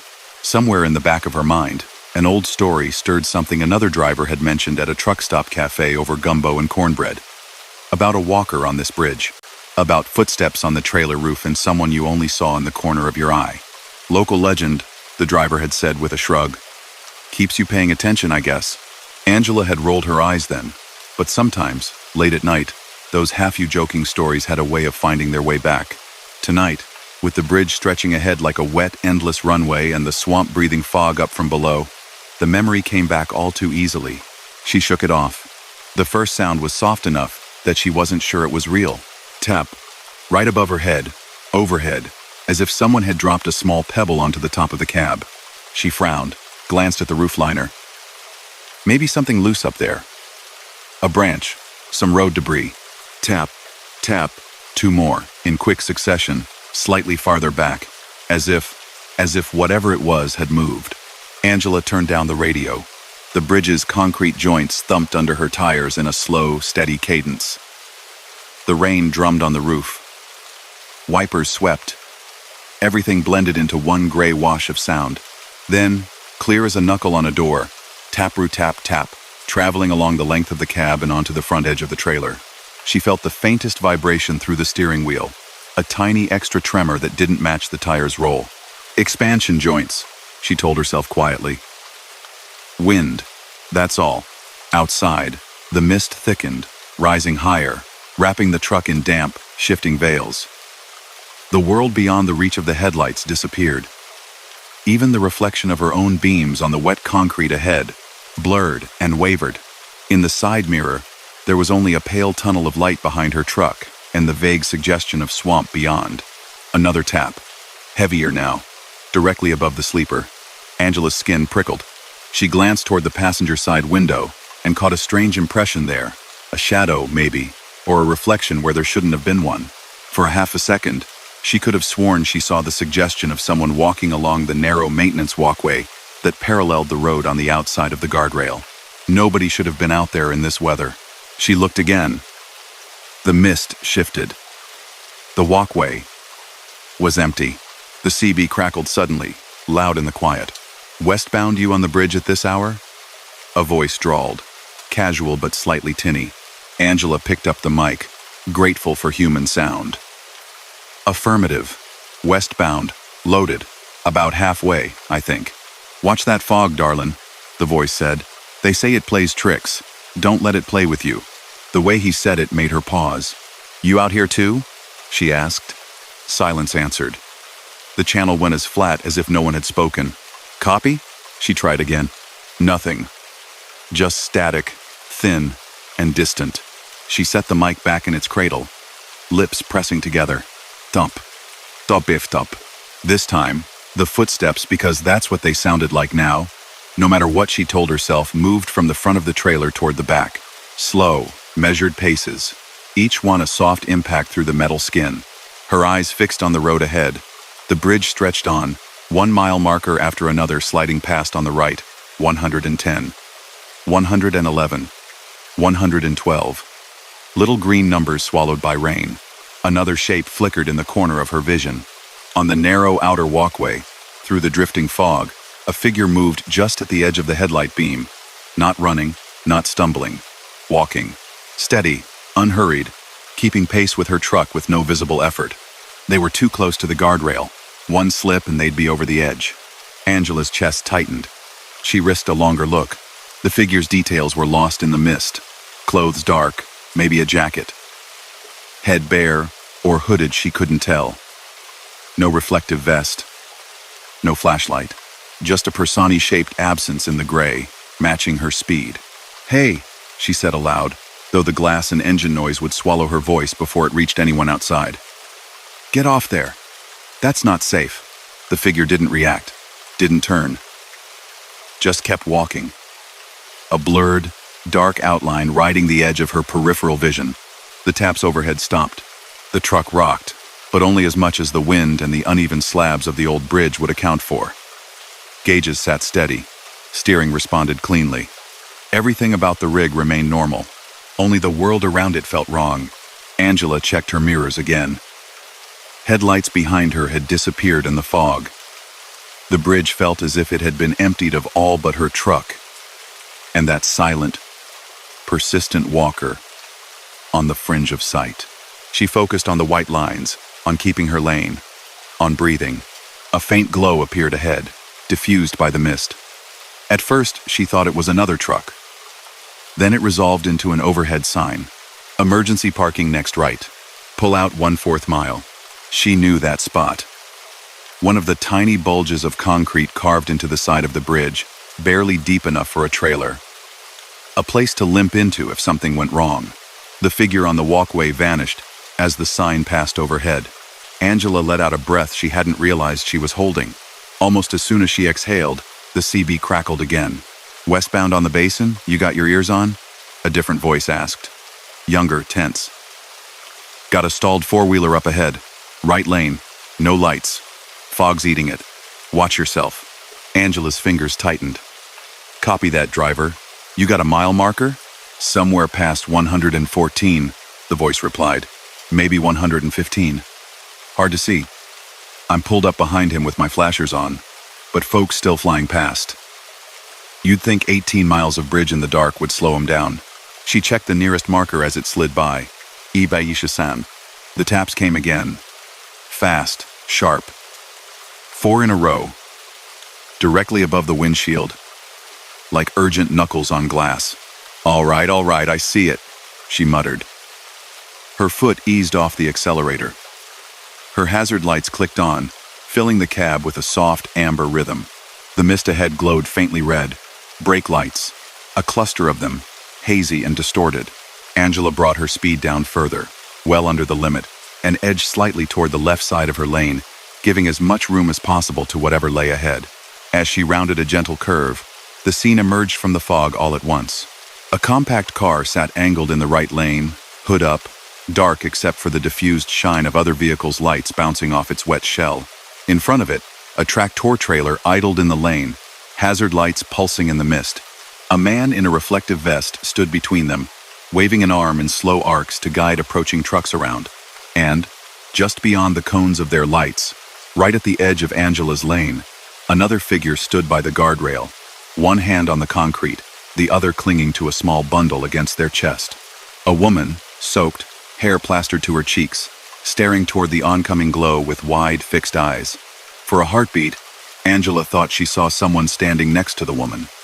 A second shape, darker than the rest, one hand lifted in a warning gesture, palm out, as if signaling her to slow even more. She blinked, and the second figure was gone. She crawled past at a careful pace, inching her way into the left lane as the driver ahead of her had done, giving the stalled car and the people beside it as much berth as the narrow bridge allowed. The woman by the rail turned her head as Angela's cab passed. In that brief, rain-streaked glimpse, Angela saw that the bundle she held was a child, wrapped in a bright blanket. The child's eyes were closed, face buried against her shoulder. The woman's expression was a mix of exhaustion and desperate, shaky gratitude. Angela's chest tightened again, but for a different reason now. Once clear, she eased back into the right lane, hazard lights clicking off. In her mirror, the fog swallowed the tableau in slow, damp folds. The taps on the roof receded, faint and irregular, moving toward the back of the trailer and then beyond, as if whoever or whatever had paced her truck had decided their work was done. The rest of the bridge passed in a slow, tense crawl. No more strange shapes on the walkway. No more sudden figures at the edge of vision. By the time Angela saw the final sign "End of Bridge," her hands ached from gripping the wheel. She rolled off onto solid ground with a feeling of relief that bordered on giddy. Trees closed in on either side again. The world felt anchored. A few miles later, she pulled into a truck stop that clung to the edge of the interstate, its neon sign flickering through the thinning rain. She parked, set the brake, and just sat there for a moment, letting the hum of other engines and the harsh glow of parking lot lights remind her that the strange, narrow ribbon of concrete over the swamp was behind her. After a few minutes, she climbed down and walked a slow circle around her rig, more out of instinct than need. The rain had faded to a mist. The air smelled of wet asphalt and frying oil from the diner. When she reached the back of the cab, she paused. On the wet metal of the catwalk behind the sleeper, where the hoses and lines snaked toward the trailer, a series of faint muddy prints marked the surface. Not clear footprints, not full shapes, but smudges spaced in a way that suggested steps, heel, toe, coming from the direction of the trailer toward the cab. They were small, barely bigger than Angela's hand from wrist to fingertip. Not boot prints. Not the heavy, treaded marks of someone who'd climbed up there from the ground. Just the ghost of movement across a place no one had reason to walk in this weather. She stared at them, feeling rain bead on her eyelashes. They were probably there already, she told herself quietly. Old dirt, old marks. The rain just brought them out. Maybe. Inside the diner, over coffee that steamed in the bright light, she heard two older drivers at the next table talking about the bridge, about fog, about people breaking down with nowhere safe to go. One of them, a man with a weather-creased face and tired eyes, stirred sugar into his cup and said, "My uncle swore he saw someone walking up there once. Said a man in an old jacket flagged him down in the middle of the bridge, got him to slow way before a wreck he couldn't see yet. They went back later to thank him. But nobody else had seen anybody on that walkway. Troopers thought he was making it up, Funny thing, though, every time there's a big pileup out there, you hear at least one driver say they'd had this feeling to ease off before they even saw the brake lights. His companion chuckled without much humor. Bridge messes with your head. Maybe, the first man said. Or maybe somebody who didn't make it home one night is still up there, walking it off. Angela wrapped her hands around her cup, letting the heat sink into her fingers. When she went back out to the truck, the rain had finally stopped. The catwalk was still damp, but the muddy smudges had streaked into faint, formless lines, as if the water had tried to erase them, and only half succeeded. She climbed into the cab, closed the door, and sat for a moment in the soft darkness before starting the engine. On future trips, when the route forced her across the basin at night, she treated the bridge with the same wary respect. She always had steady speed, wide eyes, no distractions. She never again heard the tap so clearly as she had that one rain-soaked run, never again saw that figure pacing the outer rail. But whenever the mist rose thick around the guardrails and the concrete stretched ahead in a featureless gray tunnel, she found herself glancing, just once, toward the narrow walkway. Half out of caution, half in case someone was there, still keeping pace in the fog, making sure the ones who could still go home did. Story number 6. Jace had been running nights long enough to know the difference between a bad feeling and ordinary nerves. Bad weather, tight schedules, unfamiliar routes, those could all make a driver tense, but every now and then, a place did it all on its own. The Foster Ridge Tunnel was one of those places. He'd heard little things about it at truck stops, half-finished sentences, a shake of the head, a joke that didn't quite sound like a joke. The tunnel sat on an older mountain route in western Pennsylvania, cut straight through rock that didn't care who passed. There was a newer 4-lane bypass farther south, but when construction or detours hit, some loads still got routed through the old 2-lane and the tunnel that punched a 1.5 miles into the ridge. "Take it slow," one older driver had told him once, over a cup of coffee in a dim diner. "Radio goes funny in there. Just watch your lane and don't stop. No reason to be scared, as long as you stay where you're supposed to be." At the time, Jace had shrugged. A tunnel was a tunnel. He'd been through worse. Tonight, his orders and the GPS line agreed. Foster Ridge, not the bypass. A rock slide had taken out part of the newer route earlier that week, and dispatch sent him along the old path with a load of produce bound for Pittsburgh. His trailer hummed faintly with the chill of refrigerated air, the cold weight of vegetables behind him. It was almost 1 a.m. when the first of the warning signs appeared. Foster Ridge Tunnel, 12 miles. Check lights.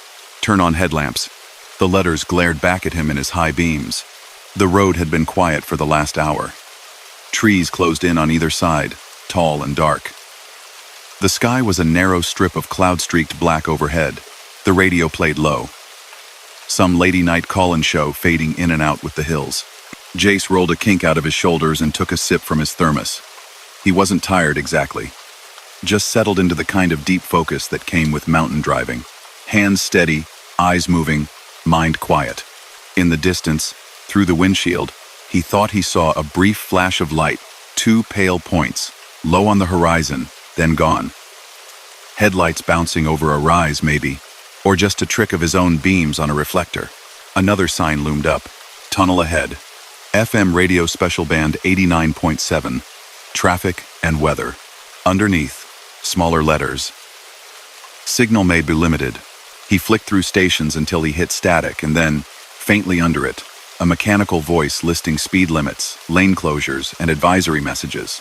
Most of it didn't apply to him. Delays on other routes, warnings about dense fog 2 counties over. Then a phrase cut through that made his fingers tighten on the wheel. Use caution approaching Foster Ridge Tunnel. Maintain lane. Do not stop inside tunnel except in emergency. Pedestrian access prohibited. Pedestrian access, Jace snorted softly. As if anyone wanted to stroll through 1.5 miles of echoing concrete at night. The hills rose higher around him. The road began to curve more tightly, one bend flowing into another. Tall rock cuts flanked the asphalt, their rough faces caught in his headlights as pale, jagged walls before plunging back into black. He flipped the CB over to the local channel. Static answered. No chatter. No jokes about speed traps. Just the low, constant hiss of quiet airwaves. Must be the only one fool enough to take this road tonight, he muttered. A few miles later, he wasn't so sure. The CB crackled. Not with a clear voice, just a strained, distant burst of sound, like someone yelling from very far away down a metal pipe. Then it cut off. Jace waited. Nothing. He tapped the mic. Any eastbound or westbound coming up on Foster Ridge, you on this channel? Silence. Another sign swept past. Foster Ridge Tunnel. 2 miles. Keep right. Lights on.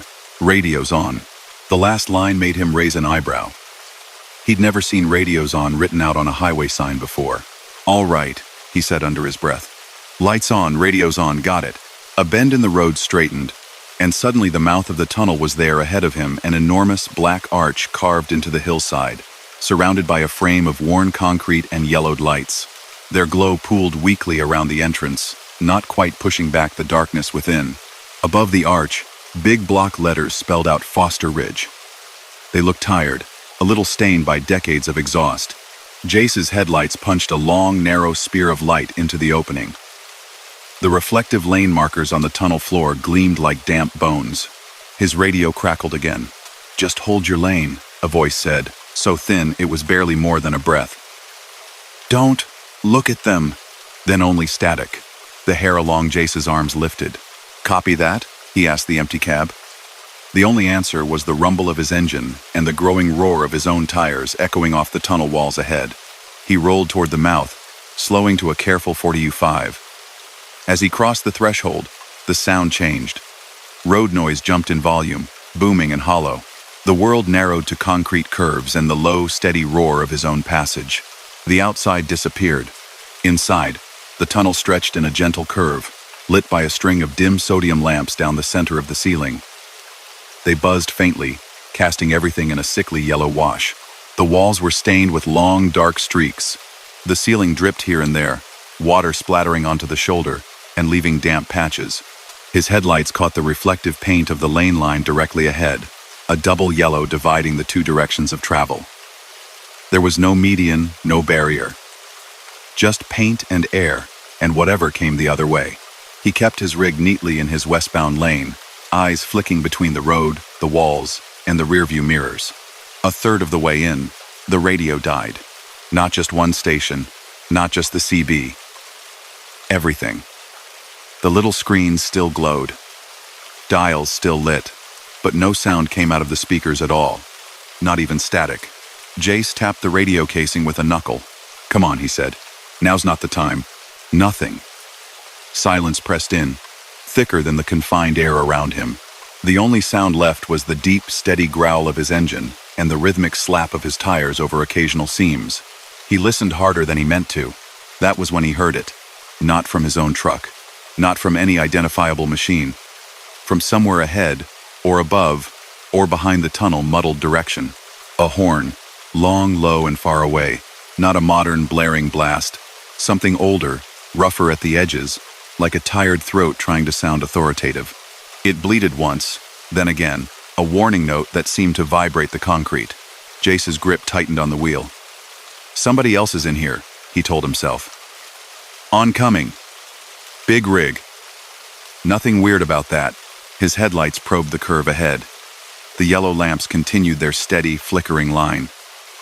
The tunnel walls gleamed wetly. There were no other lights. No glow around the bend. No approaching beams painting the ceiling. The horn sounded once more, closer now.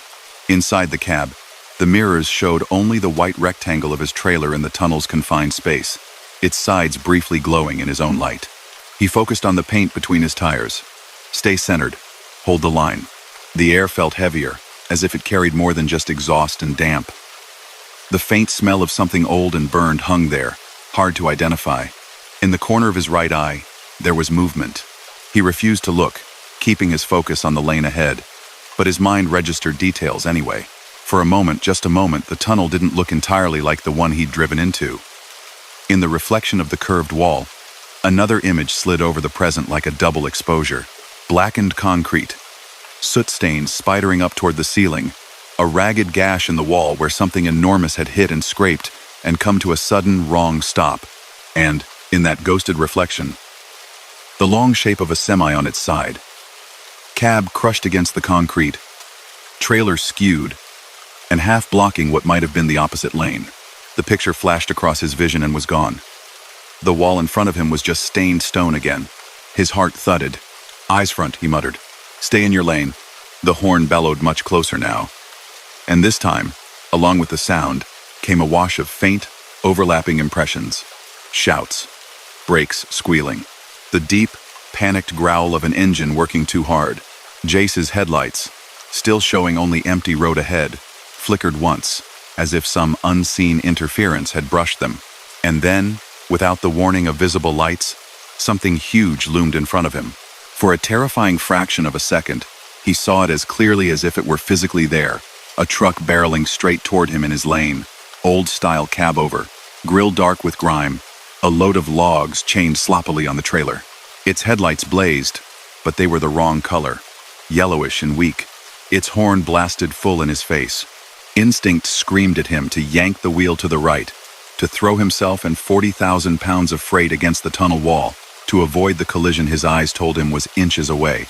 Another instinct, older and quieter, whispered from somewhere deeper. "Don't swerve." The remembered voice from the radio, thin and fractured. "Just hold your lane. Don't look at them." Jace roared silently at his own hands not to move. The oncoming truck's grille seemed close enough to touch. And then, like a reflection passing through another reflection, it wasn't there. His own headlights still shone down an empty stretch of tunnel. The double yellow line remained unbroken, painted steady between the lanes. His mirrors showed only his trailer and the smudged concrete. He realized he'd stopped breathing. His chest burned. He dragged in air that smelled faintly of old smoke and damp rock. The wheel had not jerked. His rig held center. His speed had bled down a few miles per hour, but he was still moving. In the silence that followed, his own engine sounded both too loud and not loud enough. Then, softer than before, as if from very far away, a second voice brushed the edge of hearing. Not through the dead radio, through the air itself, like a whisper bouncing along the tunnel walls. That's it, just like that. It was gone before he could decide if he'd truly heard it. He drove. The tunnel curved gently left. The damp streaks on the walls looked ordinary again, just water and old exhaust. The overhead lights buzzed in their own tired rhythm. Gradually, the heaviness in the air eased. The radios popped back to life without warning. First, the FM band music returning mid-song, the DJ's voice breaking in to talk about the low overnight temperatures. Then the CB, blossoms of static and half-finished driver conversations pouring through, as if someone had unmuted the world. "You all hear about that lane closure on 79. Gonna grab coffee at the next plaza." The machinery of the highway's chatter spun back up around him. Ahead, the bright oval of the tunnel exit appeared, small and far away at first, then swelling with each passing second. Cool night starlight glimmered beyond it. Jace squinted. For a moment, superimposed over that exit, he saw another image, dark and clogged, filled with smoke and red-orange glows, like the memory of flashing emergency lights without any actual vehicles visible. The impression faded as he drew closer. He burst out of the tunnel into open air. The sudden contrast of space and stars felt almost dizzying. The road continued between taller trees, the mountains sloping away on either side. He exhaled hard. Behind him, in the mirrors, the black mouth of the tunnel shrank. Its concrete lip slid behind a curve and was gone. At the next turnout, a wide gravel area meant for chain fitting in winter, Jace pulled over. He set the brake with a hand that only trembled a little and sat there for a moment, letting his heart slow down. His headlights lit up a blank rock wall and some scrub trees. The world outside the glass looked solid again. He climbed down, boots crunching on loose stone, and walked slowly around his rig. It was an excuse, really an extra inspection, as if checking for loose straps and low tires would prove that what he'd seen in the tunnel had been some trick of tired senses. Everything looked normal. Trailer doors closed, lines connected, metal and rubber and paint, all where it should be. He found himself glancing back toward the tunnel, even though the curve of the road and the trees hid it from view. The stars above the ridge winked, bright and indifferent. After a few minutes, another truck eased down the grade toward the tunnel, its lights washing briefly over Jace's trailer as it passed. He watched it go, watched its red taillights vanish into the dark arch. A shiver walked up his spine. He climbed back into his cab and got moving. He didn't stop until he reached a truck stop on the far side of the ridge, one of those low, old-fashioned ones with a narrow diner attached, and a line of fuel pumps that had seen better days. Inside, over a late bowl of chili, Jace asked the cashier, "That tunnel back up the road, Foster Ridge, that ever been closed? For accidents, I mean?" The man, gray-haired and broad-headed, gave him a long look. "You're about the third driver this month asking that," he said. "Why?" "Radio cut out on me," Jace said carefully. "Saw some weird lights. Felt strange." The cashier nodded slowly, as if that matched other things he'd heard. "Foster's been trouble since they opened it," he said. "Back when it was new, both directions ran through that same two-lane bore. No dividers, couple bad wrecks. Worst one was a log hauler who drifted over center, took a box truck head-on, whole thing shut down for days. They say the fire scorched the walls so bad they had to redo sections." Jace thought of the black smears he'd seen in the wall's reflection, the ghost of a cab on its side. "That why they tell people not to stop?" he asked. "That, and folks walking," the man said. "There's no room in there for pedestrians. Still got people trying to hoof it out when their car dies." He hesitated. "My brother used to work maintenance up there. Said sometimes, late at night, they'd do inspections and hear horns that weren't there, or see reflections of trucks where there wasn't any traffic scheduled. He figured it was just the way the acoustics and lights played with your head." "Did he?" Jace asked. The man's eyes were thoughtful. "He also figured, if something tells you to hold your lane in there, you do it. Whether it's your own good sense, or something else." On his way back to the truck, Jace passed a bulletin board near the door. Among the usual postings, local tow companies, road condition alerts, a faded flyer about winter chains, one black and white photograph was tacked crookedly. It showed the Foster Ridge Tunnel entrance decades earlier, fresh concrete, brighter lights, an older style sign. In the foreground, a group of men in hard hats posed for the camera. Off to one side, barely in frame, stood a man in a reflective vest, one hand raised to shield his eyes from the flash. The way his arm bent, the angle of his palm toward the camera, looked strangely like someone signaling a driver to stay put, to hold their course. The caption underneath was simple: "Foster Ridge Tunnel, opening year, drive safe." Back in the cab, as Jace merged onto the highway again, the route ahead felt ordinary once more. Hills, trees, the distant glow of distant towns. His radio stayed on this time, full of life and noise. Still, every time the road dipped under an overpass or into a short undercut, he felt his shoulders tense a little. He'd see the sudden enclosure of concrete around him and remember an older tunnel, overlapping the present for just a second, showing him what could have been. He knew he'd have to take Foster Ridge again someday. Routes were routes, and dispatch sent drivers where they were needed. When he did, he told himself, he would do exactly what that thin, crackling voice had told him the first time. Lights on, radios on, hold the lane, and if something that didn't belong to this moment loomed out of the dark, he'd remember that not every warning was meant to scare. Some were meant to keep you going straight. Story number 7. On most roads, the danger came from other people, impatient cars, tired drivers, bad decisions. On the ice road, the danger came from the world itself. Nora had been running winter routes in the north for 5 seasons, long enough to respect what lay under her tires.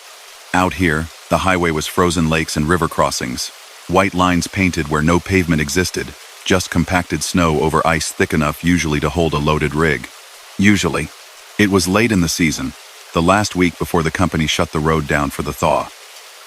The days were already longer, the sun hanging low and orange for hours before finally dipping away. Temperatures had climbed just enough to make everyone nervous. Dispatch had warned all the drivers, no extra runs, no pushing the limits, watch the posted speeds on the lakes. The last thing anybody wanted was to test exactly how thin the ice could get and still hold. But a mining camp 200 miles north had a delayed shipment of fuel. Weather had held the tanker back. Mechanics were already packing up for the season, and Nora was sitting in the yard with an empty flatbed and a half load of boxed equipment that needed to go out anyway. "Take the load up, come back light," the road boss had said that afternoon. "You'll be one of the last through. Stick to the marked track. No stopping on the lakes. You know the drill." Nora had nodded. She did know the drill. You could Fill a book with all the rules. Keep your windows cracked so you could hear the ice. Don't drive too fast or too slow on the crossings. Maintain distance between trucks so the weight spread out. Most of all, respect the signs the land gave you. Night settled in quickly once she left the yard behind. Out here, far from towns and streetlights, darkness fell like a heavy curtain. The sky, though, was alive. Green and purple sheets of aurora rippled above the black tree line, silent and slow, like someone stirring light with an invisible spoon. The ice road snaked ahead, a pale ribbon cut across frozen lakes and snow-covered muskeg. Sticks lined its edges, each topped with a small reflector that flashed in her headlights. Far off, here and there, she could see faint flares from drilling sites, orange stars against the horizon. Her CB sat on the dash, volume turned up enough to catch the mandatory check-ins at the mile markers. At 50, at 100, at 150 drivers reported their positions so dispatch could track who was where in case weather moved in fast. Unit 24, northbound, passing marker 80. Copy, 24. Roads clear ahead, came the crackling reply. Unit 19, southbound, off the lakes back on gravel. Voices came and went. Most sounded calm. Everyone wanted these last runs done without incident. Nora rolled past marker 90, then 100. The truck hummed steadily beneath her. Chains clinked now and then over rougher patches, but the ride was mostly smooth, like sliding over glass. Her route notes showed the next big challenge at 120. Marrow Lake, the longest and deepest lake crossing on this run. Nearly 7 miles of ice road over water with nothing under it but black depth. She'd crossed it dozens of times over the years, always with that same quiet calculation in the back of her mind. Ice thickness, temperature, weight, speed, do everything right, and Marrow Lake was just another stretch. Do something wrong, and the lake remembered. At marker 118, she checked in. Dispatch, this is Unit 32, Nora northbound, coming up on Marrow. The radio crackled. Copy 32. You'll have the lake to yourself for a while. Last southbound cleared 20 minutes ago. Speed limits posted at 15 on the crossing. You know the drill. Copy 15, she said. How's the ice thickness reading? Still good on instruments, the dispatcher replied. Cold snap last night helped. Just no sightseeing out there, all right? Nora smiled faintly. Wouldn't dream of it. The road dipped down from the tree line toward the flat, open expanse of the frozen lake. Trees fell away. The horizon widened. Aurora shimmered overhead like curtains in a slow wind. A sign stood at the lake's edge, lit by a pair of small solar-repowered lamps. Marrow Lake Crossing. Max speed 15 miles per hour. No stopping on ice. No passing. Underneath, someone had stenciled smaller letters years ago, now half faded. Listen to the ice. Nora eased the truck down to the posted speed as her tires left the security of the shoreline snowpack and rolled onto the lake itself. The sound under her changed instantly. Gravel and snow gave way to a hollow, singing hum. The kind of resonant vibration that came from flat, hard surfaces carrying weight.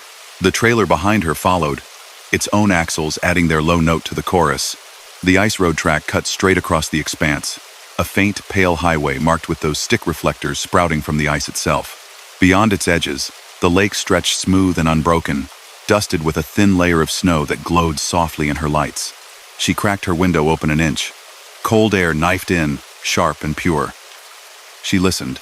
Now and then as her rig moved, she heard it, a faint groan, deep and alive, working its way out from under the truck and traveling sideways under the ice. It wasn't the dramatic, movie-style cracking people imagined. It was more like a long, slow sigh, the lake flexing under the temporary weight and then settling back. Normal, she told herself. Completely normal. Her laid-back drawl of the road boss floated back through memory. If the ice complains, it's holding you. If it's quiet, worry. Somewhere around the halfway point, with nothing but white in every direction and the stars overhead, the feeling of being very small settled hard in her chest. She kept the speedometer needle steady on 15. Not more, not less. The CB had gone quiet. Radio signals sometimes struggled out here, bouncing oddly off the ice and the hills beyond. Static filled the empty spaces between her own breath, and the engine's muted growl. She was alone on Marrow. That was okay. She preferred it that way. No one ahead to spray ice dust into her grill. No one behind to push her faster than she liked. Then she saw the lights. At first, they looked like reflections of her own beams on some odd patch of ice. Two pale, blurred shapes ahead, and slightly to the right of the road, low to the surface. They wavered in time with her movement. Not quite where they should have been. She frowned, leaning slightly forward in her seat. The ice road was straight. There was nothing parked ahead. No other trucks, no maintenance equipment, no markers indicating a pullout. Just clear, white stretch. Yet those two spots of light hovered like distant headlights, but sunk slightly below the plane of the ice, as if whatever produced them was under the surface. Mirage, she told herself. Aurora, ice, headlights, all playing tricks. The lights moved. Not much. Just a little sway, like something under the ice had adjusted its angle, pointing its beam slightly more toward her path. Her hand drifted toward the CB mic. "Dispatch. This is 32 on Marrow," she said, trying to sound casual. "You got any equipment out on the lake tonight? I'm seeing some odd reflections." Static answered. Then, faintly, a voice warped and distant, like it was coming through water. "Unit 12. Southbound. Ice. Feels soft." Nora froze. The call sign was wrong. There was no Unit 12 on the roster this season. She knew most of the regular trucks by number and voice. 12 hadn't been on the board in years. Another voice cut in, clearer this time, talking right over the ghostly one, unaware of it. "Dispatch, this is 24. Clear of marker 140. Roads look good." "Copy 24, came the normal reply. "Check in again at 160. Nora's skin prickled. She pressed the mic again. "Dispatch, did you catch that last transmission? Sounded like someone else." "Negative, 32, the dispatcher said. "Last one I heard was 24 at 140. You all right out there?" "Yeah," Nora said slowly. "Just some odd interference." The submerged lights to her right brightened, then dimmed, as if someone under the ice had toggled high beams in a gentle, pleading flash. She kept her speed steady. Veering off the marked track on a lake was out of the question, especially this late in the season. The ice was drilled and measured along the road, not out in the featureless white. Still, her eyes kept darting sideways, drawn to the impossible glow. As her rig rolled on, the lights kept pace. They weren't always visible. Sometimes they faded when the aurora brightened overhead, swallowed by a wash of green. Other times, they burned clear through the reflected colors, hazy orbs under the surface, moving along as if on their own invisible road. At one point, a long, low groan rolled up from under her tires, louder than any she'd heard before. It shivered through the frame of the truck, rattling a few loose items in the sleeper. Nora's hands tightened on the wheel. Her foot wobbled just enough that the speedometer needle dipped to 14. A sharp pop echoed from somewhere under the lake. The truck lurched so slightly, she might have imagined it. 15, she whispered to herself. "Stay at 15. She brought the speed back up, jaw clenched. The CB crackled again, a single word sliding out of the static like a bubble from deep water. "Faster." Nora's breath caught. "Who is this?" she asked before she could stop herself. "Unit calling faster. Identify yourself." Silence. Then a wash of noise, like multiple transmissions all layered on top of each other, none clear. And under that, very faint, like the remembered echo of a voice instead of the voice itself. "No." Slower. The submerged lights ahead flared, then drifted a little closer to the marked track, angling in as if whoever held them wanted her attention fully. Common sense, hard-won and stubborn, rose up like a hand on her shoulder. Don't chase lights off the track. Don't speed up just because the ice complains. The road boss's rules warred with the lure of those ghostly beams. She focused on what she could control. Hands, feet, steering. The truck rolled on. Through the narrow crack at the bottom of her window, the world outside carried in small, meaningful sounds. Distant cracks, little snaps, the lake talking to itself. Once, right under the middle of the trailer, something boomed. Not loud enough to be catastrophic. Just a deep, hollow thud, like a heavy object hitting the underside of a table. Nora flinched, every muscle tensing. The engine note wavered as her foot lifted slightly without her meaning to. She forced her leg down again, keeping the speed. "You're okay," she told herself. "You're still moving. Ice is flexing. It does that." Ahead, in the faint wash of her headlights, she saw something new, faint ruts that veered, slightly off the main track, then faded where the next snowdrift had dusted them over. They looked old, softened by wind. Twinned grooves of a truck that had once moved just a bit to the right of where it was supposed to be. Her chest tightened. The glow under the ice lined up with those ghost tracks perfectly. Now, alongside her, the submerged lights seemed closer, almost directly beneath the thin snow off her passenger side. She could almost convince herself she saw a long, narrow shape down there, darker than the surrounding water, running parallel to her path. A trailer, sunk at an angle. She blinked hard and looked straight ahead. Marker poles slid past. 123. 124. 125. The far shore of the lake was still a low, dark blur in the distance, no closer than before. On some runs, the crossing seemed to shrink. Tonight, Marrow felt endless. The CB hissed and popped. Roads. Gone. Don't. Off the fragments came and went, chopped and inconsistent. Nora felt the hair rise at the back of her neck. She'd heard stories, of course. Everyone who drove these roads had. About the early seasons, when they'd still been figuring out the best routes across each lake. About the years when the cold hadn't come quite on time, when a rig had gone out too early or too late and the ice had not held. They never gave details in company briefings, just reminded everyone that the road was a privilege, not a guarantee. That sometimes, if you didn't listen, the North reminded you. The name that came back the most in those half-whispered stories was an old call sign, Yukon 1-2. He'd run heavy loads, they said. Hard man, good driver. Push schedules when the company asked. One season, he hadn't come back from Marrow. No explosion, no big spectacle. Just a set of ruts that didn't make it to the other side and a dark patch under the ice where air bubbles rose for a while and then stilled. They'd changed the marked track the following year, drilled new test holes, posted new signs. But people still mentioned him, usually with a shake of the head and a muttered warning not to get complacent. Nora hadn't thought of Yukon 12 inches a long time. Now, with the strange, submerged lights pacing her and old tracks ghosting in the snow, the name floated up on its own. She swallowed. Yukon 12, she said quietly, unsure who she was talking to. I'm not following you. I'm staying on the road. For a handful of seconds, everything hushed, except the engine. Even the aurora above seemed to still. Then, under the ice, the lights drew a little farther away from the marked track, as if drifting off into deeper water. A faint, low rumble of cracking ice rolled out to her right. Not close, but not as far as she would have liked. Her rig kept moving. Tires hummed. The wheel vibrated gently in her hands. 15 miles an hour. Not more. Not less.